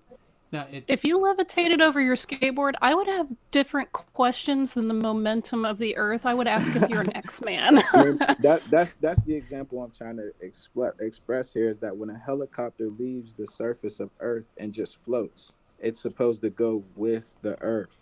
But we cannot give that demonstration in real life. Oh, I see what you're saying. It's just that when the helicopter takes off and the fan blades are all rolling and so forth, there's still air that's moving past the helicopter, so it's still traveling at the same speed as the Earth. It has to exert way more force to go in a different direction, which is kind of similar to the skateboard thing. Like, you jump up, and you could hover there for a real long time if you have good jumping skills, but that's going to be parallel to the helicopter. The helicopter's just kind of using fan blades to stay in the air instead of, dropping out of the sky. Okay, so let me give you a different example that doesn't involve something that's keeping it from moving with the atmosphere. How about a bullet? If I shot a bullet in the air and if it landed in the same spot or in the same area, which it shouldn't, because the Earth's moving 1,000 miles an hour underneath the bullet, and if the bullet is moving with the atmosphere, it should land accordingly. Right, you would be able to measure it using some type of math equation, right? But the bullet lands in an area that shouldn't. It lands in an area very, very similar to where it was shot off. Right. Do you mean like if you shoot it horizontally, like straight ahead, or are you shooting it like straight up in the air, like a race? I think he means like 90 degrees up, like vertically. 90 degrees up, and the bullet lands in an area that it shouldn't. Well, I would also say that there is an explosion that pushes the bullet into the air, which is similar to a rocket, and the rocket has fuel that continues to push it in a direction. The bullet does not, so it gets pulled back down at terminal velocity, and there's drag and there's wind resistance that are acting on the bullet, so that's part of the reason that it doesn't just plop right back down into your lap. I mean, me as a flat earther, it just makes a lot more sense that the world is not moving because I don't feel it. And quite frankly, every test, I don't believe that there was like a famous test that proved the motion of the Earth. If we could get some links to that, that would be nice as a flat earther. Funny thing. I don't believe that there Funny are thing, any. we do have some of those. Yeah. Yeah. So, mctune.net/ what was it that you were wanting to see? Rotation? Yeah, the rotation, the movement of mctune.net/ rotation, and I'll tell you, it's a whole article that I wrote. I have the video of Wolfie 6020 doing his Utvush effect. And then peer-reviewed publications measuring the rotation of the Earth. And this is my favorite part. Optical gyroscopes, like the one that Bob Nodell used. 1, 2, 3, 4, 5. Some are lasers, some in fiber optics, and some are lasers in either open air or in a evacuated chamber. And some are giant ones, some of them. But then I have others that aren't based on on it's a little noisy there, are not based on optics, like detection of the Earth's rotation using superfluid phase coherence. You can measure the Earth's rotation using a low-cost MEMS gyroscope. All these are... I chose these because I could get the PDFs for free. There's one I could not get. If anybody has access, this one right here, the Earth rotation measurement with a mechanical yaw rate gyro. I don't have any more than the abstract for that. Hey, Dora. Dora's here, everybody. Here is one. I'll just put the rest in. These are not optical. These are using different methods. So 5 optical and how many? 1, 2, 3, 4, 5, and 6. 6 non-laser gyro style. So there you go. 7 different styles of measurements of the rotation of the Earth. I will send you the link to my webpage where that has all of them in a nice clean list. All right, but because we're getting a little late on time here, I will just send you that, and we won't go over them anymore. Yeah, I appreciate you guys' time. If we could do this again, I'd be more prepared. Yeah. Yeah, I'm sure. But yeah, I would like to I'd like to end it off of man, don't just believe equations in math. If it doesn't match your reality, you definitely need to reconsider the math that you're doing. I did. Thank you.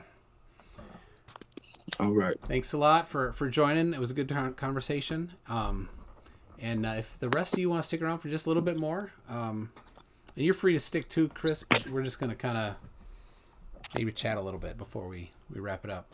So. All right, y'all. All right. So we've got Navy Techs 37 and Punchy and Recovering Alabamian. Are you from Alabama? Is that the deal?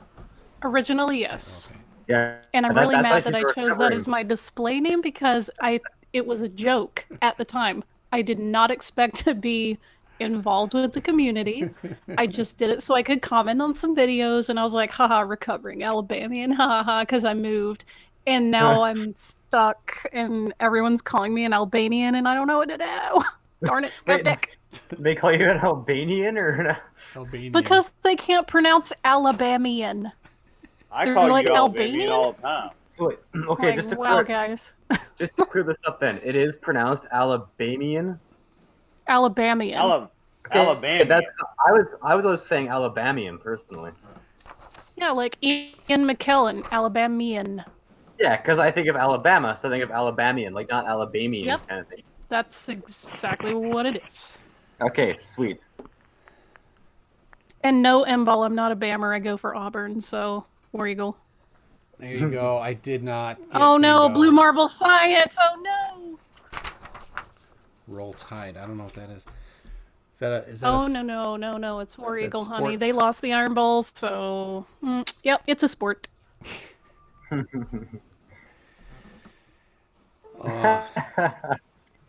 Well, Navy Techs 37, you had asked what's his education level. He did some tech school, I think, is it. I've known guys that have gone to tech school that are a hell of a lot smarter than he is. Yeah. He just doesn't want to do math, and so then you're going to get fooled, I guess. I don't understand that. They're like, oh, well, math hurts. Math hurts, and I don't understand why. Why do we got to do math? I don't understand why you can't use math, because math describes everything that we experience in reality. I think literally everything. There's 2 reasons why. Number 1, because most flat earthers cannot do math. and so come to the conclusions that, you know, their entire life is based on not math. So there's that. But the other is, you know, the ones that can do math, they realize that math ruins flat Earth. Yep. So Well, what are you going to do? Oh my god, Remember I that? wish that I could rewind to my teenage self who was sitting in geometry class going, I'm never going to need to use this, and go, no! You're going to need this one day! One day you're going to be on a pod. You're going to be on YouTube, and you're going to need to use math. yeah, I would have been on like, the what's exact YouTube? Yeah, I know, I'm the exact same way. It's funny because I actually, because of this whole community, I actually wanted to relearn a bunch of this, and I did get a bunch of books Yeah. and all that. They've been sitting there collecting dust, and I keep on meaning to get around to them, but I get home from work and it's like, screw it, I'm gonna go on YouTube and watch some videos. Negative Exponent says, some people like myself had bad experiences in school until I had a brilliant teacher that made me love it. You know, and I think that's a lot of people, right? I had some teachers that made it real for me. Most people that don't like math or science, it came from a bad teacher.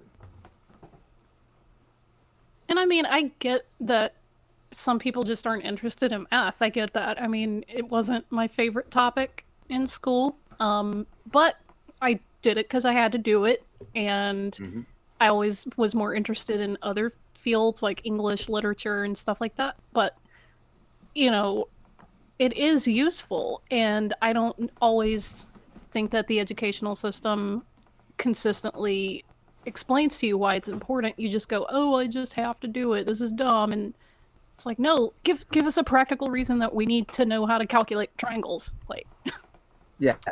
Although I would say the one thing I found funny from back when I was in school was, do you remember back when your teacher would say, like, and for this I'm referring to like basic math, like addition, subtraction, long division. Remember when they would say, you aren't going to have a calculator on you at all times? And it's like, Yeah, yeah. you're right. We have the entire sum of human knowledge in our hands yes. all the time. Yeah. I was told when I was a kid, you could not count with your fingers all the time, so you need to do it in your head. I count with my thumbs now. Punchy can only count to 21. What's the one? Come on, let's do this family friendly, MC. It's your count. That's a double entendre. Wow. You gotta think hard to figure that out. Well, the funny thing about these guys, is that they think they can do math because they have this flat Earth math that only encompasses certain degree, certain formulas that they think that disprove. So once they think they can disprove the globe Earth, they can do the math all day long. But the moment that we give them the real formulas, they're like, "Oh, it doesn't make sense, and it hurts my brain. I don't know how to do this." I just want to be nitpicky. They don't have a flat Earth map because no map that they have used accurately shows distances between South America, South Africa, Australia. They can't justify that with real life measurements or flights. Yeah, They don't have a map. It was really cool actually because I was in New Mexico last week, and I live in Winnipeg, so my latitude is about 50 degrees, and New Mexico, where I was in Rio Rancho, is about 35 degrees. So I've never been to such a different latitude before. I know it's not like a huge difference, but it's the most that I've ever experienced. And just seeing the way that how low Polaris was in the sky and how high Orion was up in the sky compared to where I live. And the sunset times? Similar, a little bit different, but Yeah. Sorry, someone's just got a really bad fuzz going on. Oh, Is that me? I do hear a little. Is it me? Maybe. I just see ceiling there. Maybe text. Yeah. Well, no, this. And I'm on my phone. So. and a Dallas Cowboys hat. Yeah. Round Thinker says that only means the math is wrong, not the map.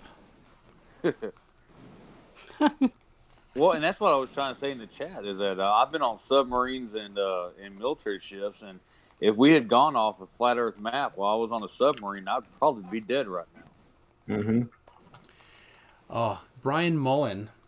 So if you saw Nathan Thompson got on George Natchick's case because he thought that that he had gotten Brian Mullen fired because Brian Mullen's a flat earther and an engineer, and the flat earthers loved him because it's a flat earther and an engineer. And George is like, no, I didn't do it, but I gotta tell you, if a flat earther was in a job that was a technical job and people's security was at risk, I would work hard to get them fired. Absolutely. Yeah, I wouldn't feel safe. So Nathan Thompson, if there is a flat earth pilot, I would work hard to get them fired because they have no business working in that field. Nathan Thompson, please tell us who they are and let their names be known to the world so we can make sure that they are not doing any math anywhere. So now I don't know I personally had that conversation with 2 Delta pilots back in early September, and they laughed their butts off that people think the Earth is flat. They've been pilots for like 30 years, and I was like, yeah, there's no conspiracy. Yeah. So I don't know what Brian Mullen, what type of engineer he was, if he wasn't in anything that was necessarily dangerous, if he got things wrong. Apparently he was a bad engineer. Well, yeah, you couldn't be a good engineer. Apparently he got fired, and they're thinking that it was because of flat Earth that he got fired, and I don't know. But if you're an engineer and you're a flat earther, you have no business being an engineer. No, and for the safety of everyone around you. Yeah, for safety. So, if it's a non-safety issue, fine. You probably boss should fire you anyway. But I'm not going to. The problem is, Oh, you went quiet, Navy Techs.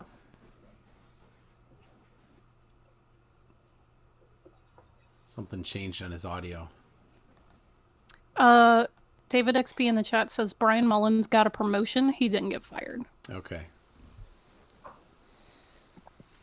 Mullen claimed to be in aircrafts. They promoted him? That was a blatant lie. So. Wait, so the real non sequitur in the chat says it's me buzzing. 1 sec. If I go to mute myself, tell me if there's a difference or not. I'll mute myself right now. 3, 2, 1. No, I don't think that's it. So Blue Marble Science says Mullen is a structural PE and does bridge inspection work. He wasn't fired. So inspecting bridges, I don't know if that's... Didn't it? I don't know. Yeah. I mean, wouldn't that require some math? I don't know. But it's not about math.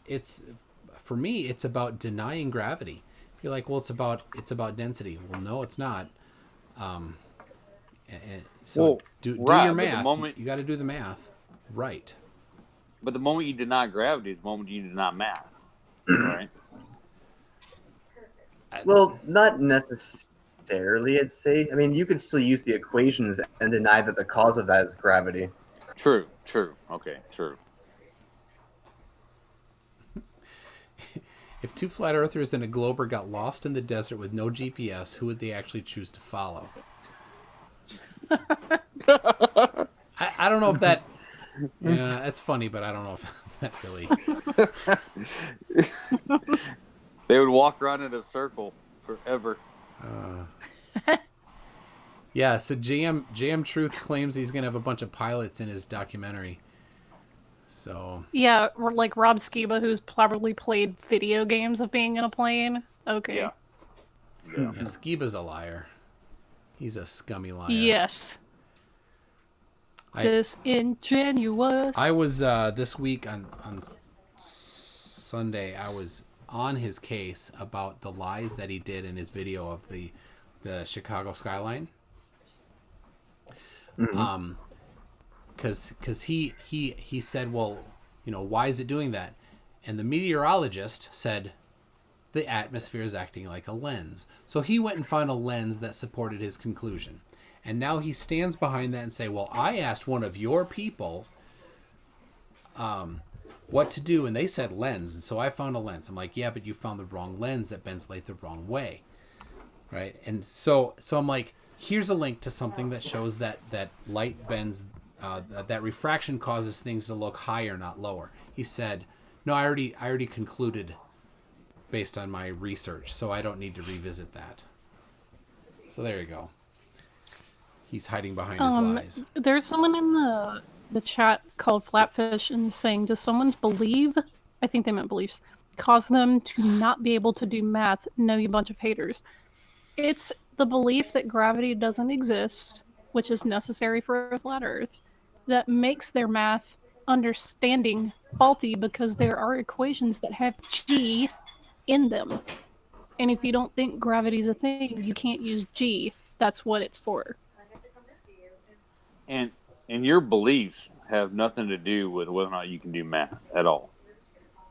I mean, the whole point of us being in geometry class was, here, you got the right answer, now prove that's the right answer. And every kid goes, oh, why do we have to prove it? We got the right answer. And you have to literally do proofs under every single equation. Yeah. If you ever took basic chemistry, you had to write out your proofs of why you thought this, this did this, or any math class ever. You had to prove and show proof of why one equals one. So.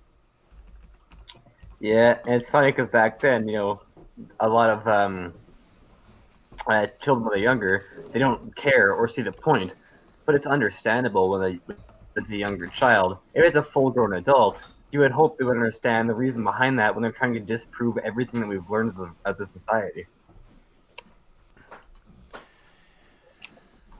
Yeah, Flatfish, do you want to fire people for their beliefs? Yeah, not at all. I want to fire people because they do things that are unsafe for other humans. And so most jobs, that's not an issue, right? But when you're doing things that require gravity, your belief in gravity doesn't exist invalidates your ability to do that job correctly. Or Yeah.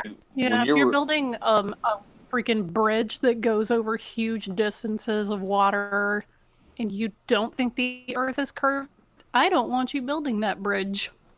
Yeah, and if you don't believe in gravity and all the other things,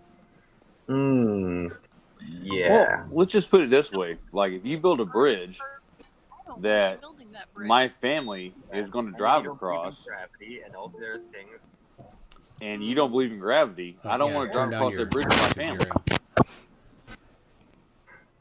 So say that again, Navitex. I said if you're building a bridge that goes across water or anywhere, and I want to drive my family across that bridge, and you don't believe in gravity or that the current math is correct, I don't want to drive my family across that bridge. It's pretty simple. Yeah. So we've let's see, Flatfish. What did he say? He's calling people wankers. So yeah. Let's see. I Can Science That says, I don't think it's been tested in court, but I think you can't fire someone even if they don't believe in gravity as long as they are still willing to do the work. So it depends on the state. In Minnesota, it's a at-will state. Anybody can get fired for any reason at any time with no notice. And you can quit at any time with no notice as well. So here we have this is Neriel. Shalom. Hi. How you doing? Hey, Bo. Leila Tov. It's 9:30 a.m. here, so it's good morning for me. But Boker Tov.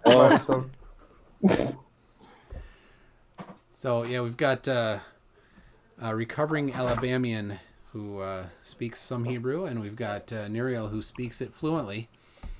I'm learning. So that's nice. I can read it, I just can't speak it conversationally. See, I do know shalom. I know that. That's it.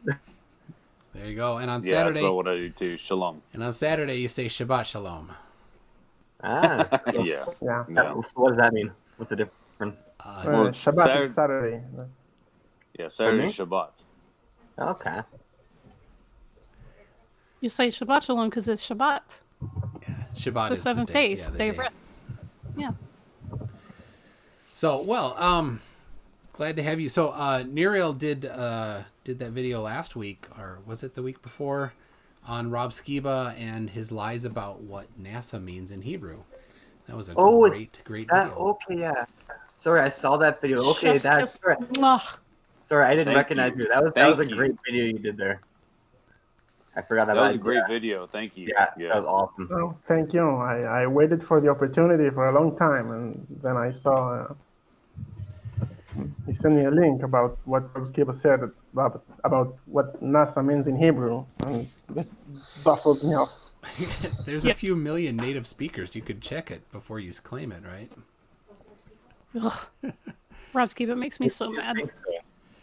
So now, tomorrow probably I'm gonna mirror your video of the experiment you're gonna do. Neri, maybe you want to say a little bit about it here. Actually, it's pretty simple. I mean, I'm going to first. I got the idea from FDFE about his project Eratosthenes he planned to do, and I did a little thinking about that. And since I don't have like 20,000 subscribers to do it all over the world, I'm going to do it on my home, but with 3 different times of measurement: the winter solstice, which is about 2 weeks from now, the spring equinox, and the summer solstice. At solar noon, so the sun is due south and the shadow will be due north, and measure the angle and deduce whatever to do with the numbers. Simple as that. You will see the video. It has the entire explanation. You can send the link, MC Toon. Yes. Do you in the chat? Hold on. I will first. I'm going to send a link of the one where he's addressing NASA. So that's that one there that I just dropped in there. And then I'll get your. So he's Round Thinker on YouTube. Yeah, I logged in and I hang out and try to switch the accounts, but Google has some troubles with that. I don't know what's the problem with the. So the first is the link to his channel if you are interested, and then the second is the link to the experiment that he's talking about. So yeah, so I'll mirror that tomorrow to get some more exposure. I think it's a great experiment, and I mean, we know how it's going to turn out, and we know we'll get a lot of nuh-uh from. Yeah, I've already got one nuh-uh from a local one, which I'm arguing with about.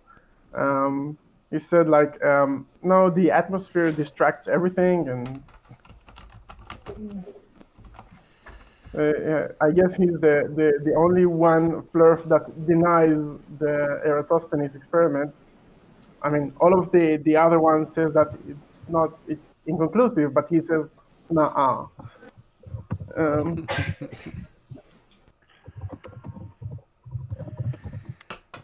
Cool. So, it is 1:40 a.m. here. And I know Mr. Punchy and Navy Techs, you're on the same time zone, right? And I don't. Yeah, and I have to be up in like 5 hours. Go to bed, dude. Yeah, I'll be up in a couple hours. Yeah. So I only drive a big truck for a living. What's the worst that could go wrong? Yeah, you're totally fine. Oh, I don't have my Rubik's Cube. Somebody gave me this dumb thing. It's a Sudoku Rubik's Cube. Yeah.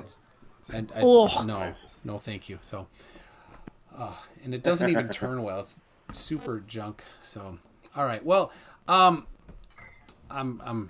think we got to wrap it up here. I think so. Yeah. It's about time. Thanks for coming. Yeah. Thanks to Chris for last minute joining. Next week we will have Austin Whitsit, and he's going to deny gravity. And present nothing to substitute. He'll have nothing to replace it with. So John Rapp for $2 Australian says thanks everyone. Thank you, John Rapp. So, all right, everybody. Anything you want to say before we head out here? Sure. No, I was gonna say nothing much, but just thanks for having me on. It was a good show, and yeah, sorry, what was his name again? Nuriel? Chris Chris. Oh, Chris yeah, was so on. Chris Yes. Yes, I'm here. is wrong, but he was polite. And yes, Neriel, that's you on the video. That was a great video with you there, just talking about the Hebrew and all that. So yeah, it was a good video. Cool. Yeah, thanks. All right, everybody. Well, thanks a lot, and we will catch you next time. Bye. All right, see you.